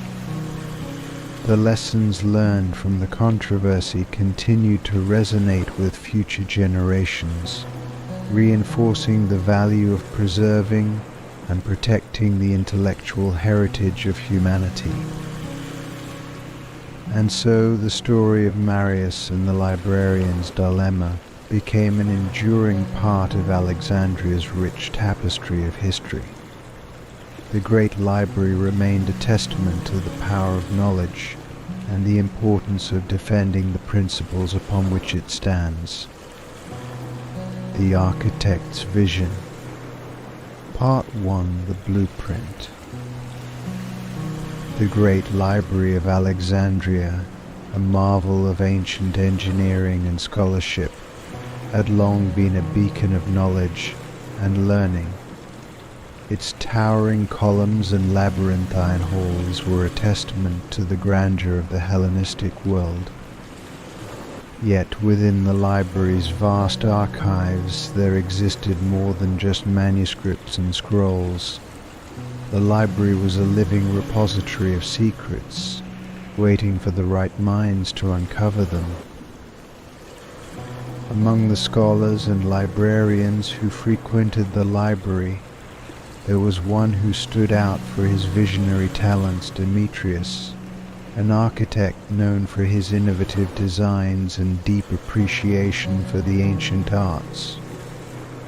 Demetrius had spent years studying the architectural wonders of Alexandria and dreaming of adding his own mark to the city's illustrious skyline. One fateful day, as he was exploring the dusty recesses of the library's archives, Demetrius stumbled upon an old scroll that seemed to have been overlooked by previous generations. The scroll was adorned with intricate geometric patterns and symbols that were unfamiliar to him. Its faded ink hinted at an ancient and enigmatic origin. With a mix of curiosity and excitement, Demetrius carefully unrolled the scroll and began to study its contents. What he discovered was a blueprint for a building that bore a striking resemblance to the library itself, yet with some intriguing differences. The design was both familiar and alien, an intricate structure that seemed to promise new dimensions and hidden spaces. The blueprint's details were meticulous, with precise measurements and elaborate diagrams. It depicted a new wing for the library, one that was to be built alongside the existing structure. The design featured unusual architectural elements, including spiraling corridors, hidden chambers, and enigmatic symbols that suggested deeper meanings. Part 2: The vision comes to life. Intrigued by the blueprint, Demetrius decided to bring the design to life. He approached the library's administration with his proposal, presenting the blueprint and outlining his vision for the new wing. The library's director, Callistus, was initially skeptical but was soon persuaded by Demetrius's passion and the potential benefits of the project. After gaining approval, Demetrius began the process of constructing the new wing. The work was extensive and required significant resources, but Demetrius was undeterred. He assembled a team of skilled craftsmen and artisans, and construction began in earnest. As the new wing took shape, Demetrius and his team encountered challenges that seemed to defy conventional architectural knowledge. The design's hidden chambers and spiraling corridors posed unexpected difficulties, but each challenge seemed to reveal new insights and mysteries. It was as if the blueprint had its own logic and purpose, guiding the construction in ways that went beyond mere practicality.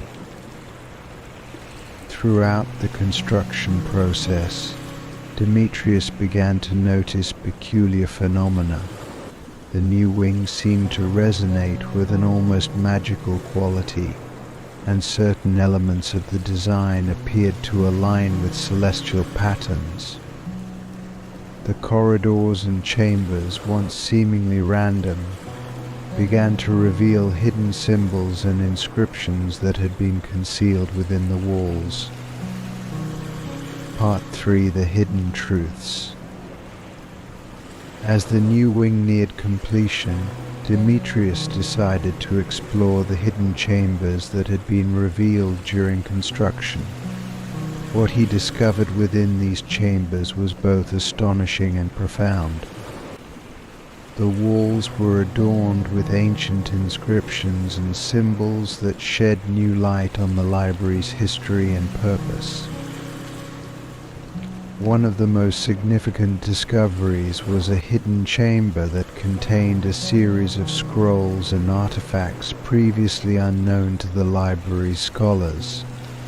These documents chronicled the origins of the library and its founders, revealing a deeper, more mystical dimension to its creation.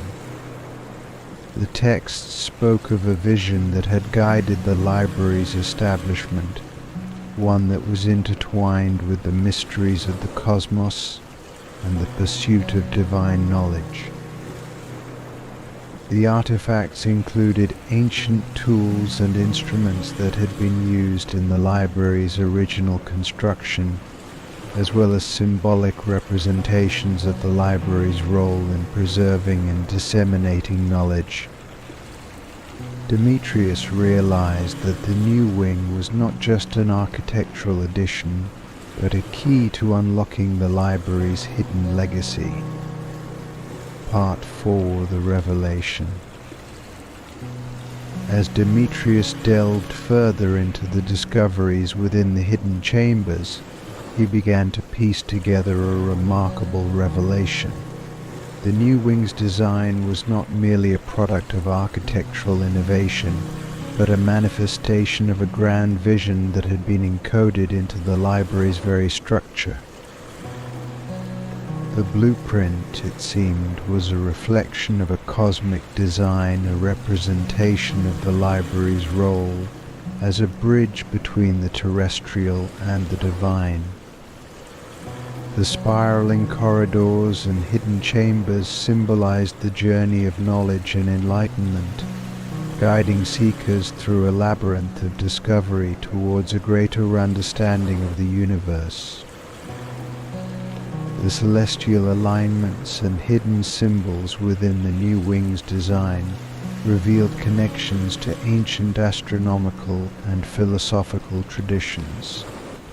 Demetrius discovered that the library's founders had envisioned the library as a conduit for exploring the mysteries of existence and the cosmos. The new wing, therefore, was not just an extension of the library, but a fulfillment of its original purpose. Demetrius's revelation had profound implications for the library and its future. The new wing became a center for advanced research and exploration, dedicated to uncovering the deeper truths encoded within the library's texts and artifacts. Scholars and seekers from across the ancient world flocked to the library to engage with the new discoveries and explore the cosmic dimensions of knowledge. Part 5: The Legacy. The completion of the new wing marked a new era for the Great Library of Alexandria. The once hidden truths and mystical dimensions of the library's design were now revealed, enriching its legacy and cementing its status as a beacon of knowledge and enlightenment. Demetrius's work was celebrated not only for its architectural brilliance, but also for its role in unveiling the library's profound purpose. The new wing became a symbol of the harmonious relationship between human creativity and the divine mysteries of the cosmos. As Demetrius reflected on his achievements, he realized that his vision had transcended the boundaries of mere architecture. The new wing represented a fusion of art, science, and spirituality, embodying the library's mission to explore and preserve the deepest truths of existence. The Great Library of Alexandria continued to thrive as a center of learning and exploration, its legacy enriched by the discoveries made within the new wing.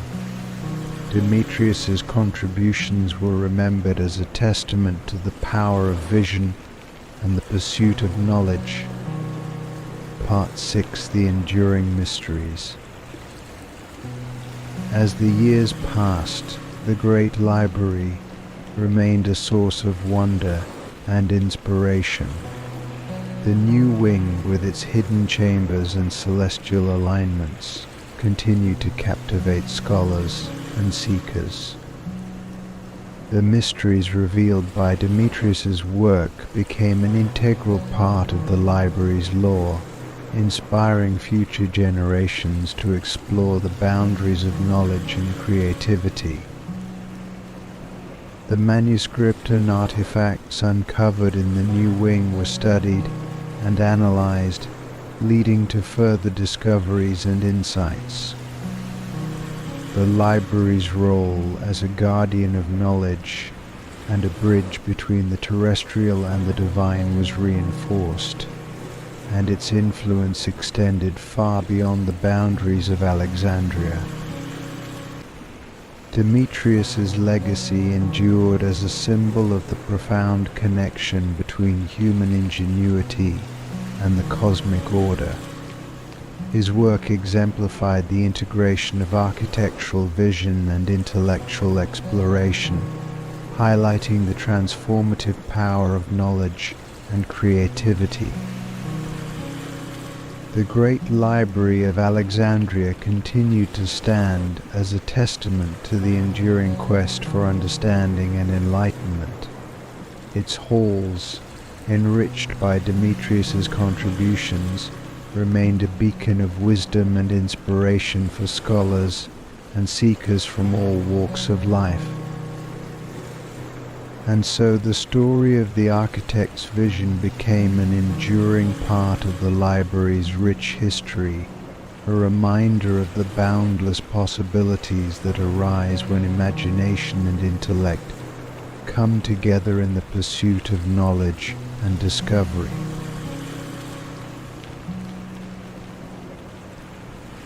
The Philosopher's Paradox. Part 1. The Discovery. In the year 2024, the Great Library of Alexandria, which had long since been rebuilt as a symbol of human perseverance and intellectual continuity, was still a renowned center for the study of ancient texts. Scholars from around the world came to its halls, eager to uncover lost knowledge and engage in the pursuit of wisdom. Among them was Dr. Eliana Cortez, a prominent philosopher known for her work on the intersection of ancient and modern thought.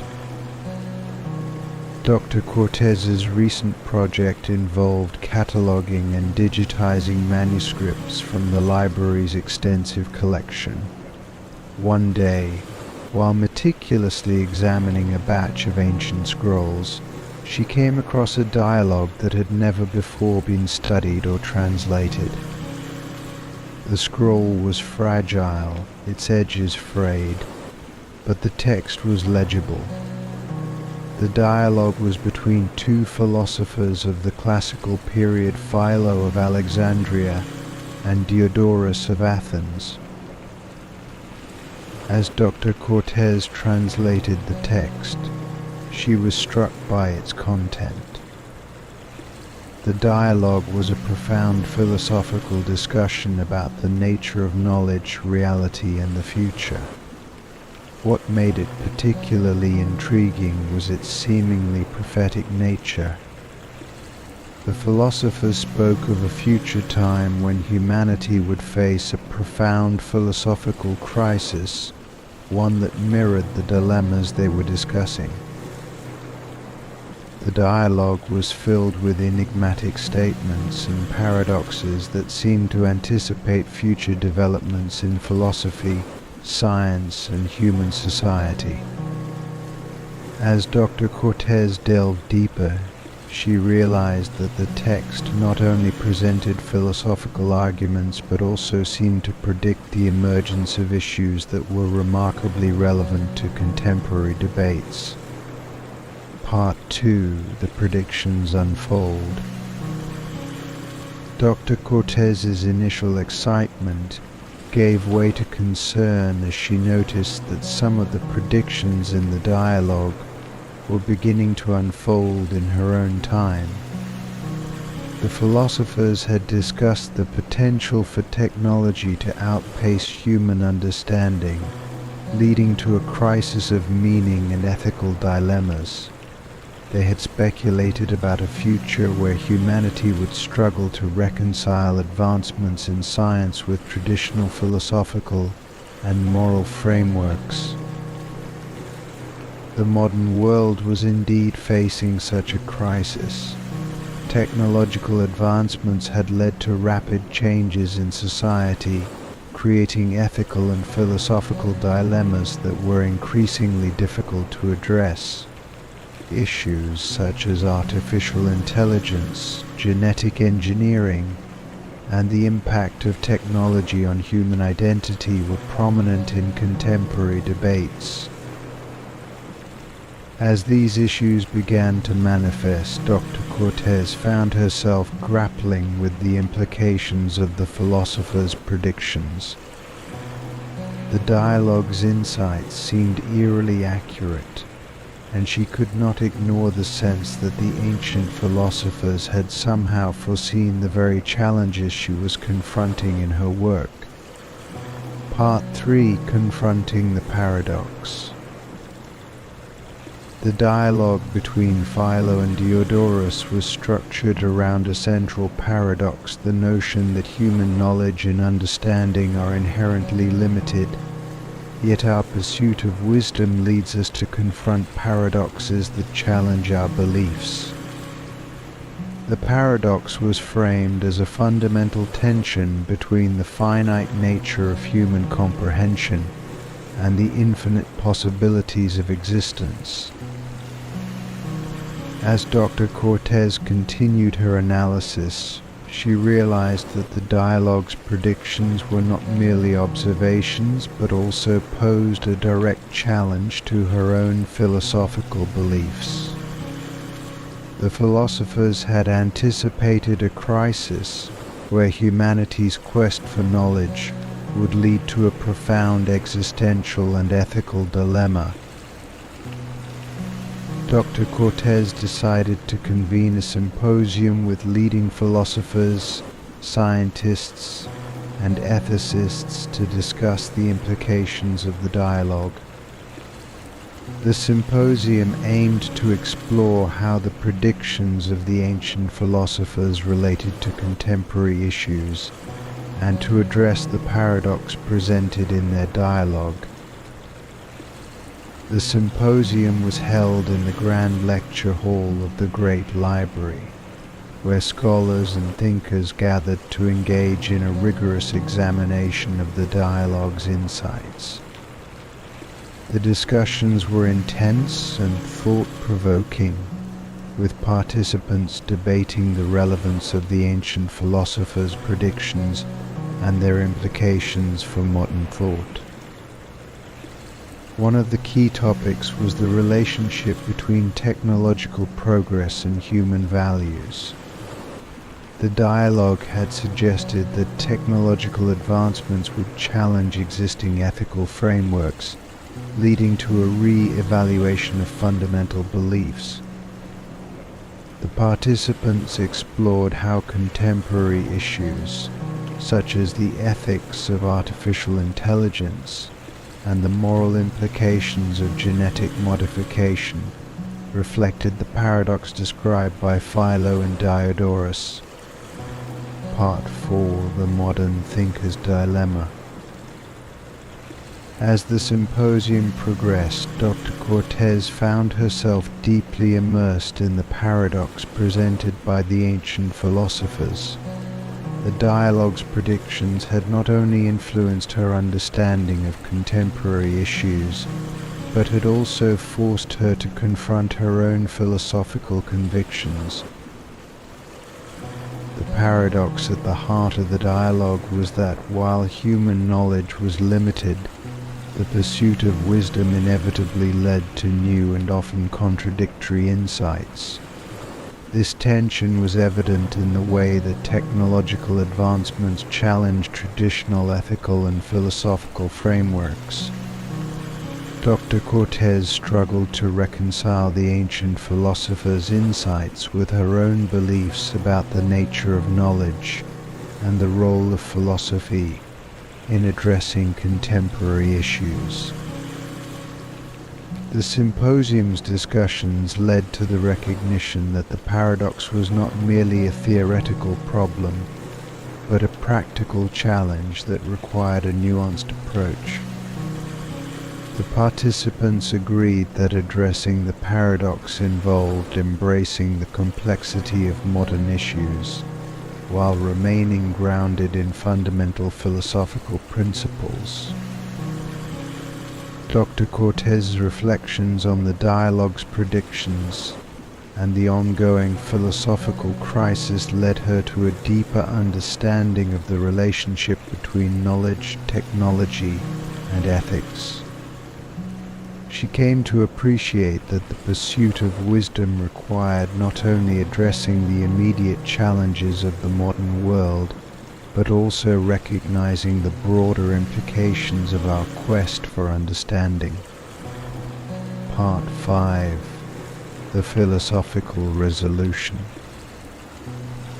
In the aftermath of the symposium, Dr. Cortez continued to explore the implications of the philosopher's paradox in her own work. She sought to integrate the insights from the dialogue into her research, focusing on how ancient philosophical perspectives could inform contemporary debates. One of the key lessons from the dialogue was the importance of humility in the pursuit of knowledge. The ancient philosophers had recognized that human understanding was inherently limited, and their paradox highlighted the need for a balanced approach to addressing complex issues. Dr. Cortez began to develop a new framework for addressing the ethical and philosophical challenges of the modern world. Her approach emphasized the value of interdisciplinary dialogue, drawing on insights from philosophy, science, and ethics to address contemporary issues. She also advocated for a greater emphasis on critical thinking and reflective inquiry in the face of rapid technological change. The philosopher's paradox became a central theme in Dr. Cortez's work, shaping her approach to contemporary philosophical issues and inspiring new research on the intersection of technology and ethics. Her efforts to integrate ancient wisdom with modern thought contributed to a deeper understanding of the challenges facing humanity and the potential for philosophical inquiry to address these challenges. Part 6. The Legacy of the Paradox. As time passed, the dialogue between Philo and Diodorus became an influential text in the study of philosophy and ethics. Dr. Cortez's work on the philosopher's paradox led to a broader recognition of the dialogue's relevance to contemporary issues and its impact on modern thought. The Great Library of Alexandria continued to be a center for philosophical research and discussion, with scholars and thinkers from around the world engaging with the insights of the ancient philosophers. The dialogue's predictions and the paradox at its core became a focal point for exploring the relationship between knowledge, technology, and ethics.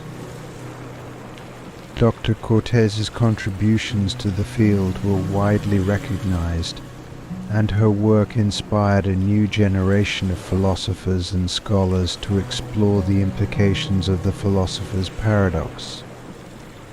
Her efforts to integrate ancient wisdom with modern thought highlighted the enduring relevance of philosophical inquiry in addressing the challenges of the contemporary world. The story of the philosopher's paradox became a testament to the power of ancient wisdom to inform and guide modern thought. The dialogue's insights and the discussions they inspired continued to shape the intellectual landscape, reinforcing the importance of philosophical reflection in the pursuit of understanding and ethical decision-making.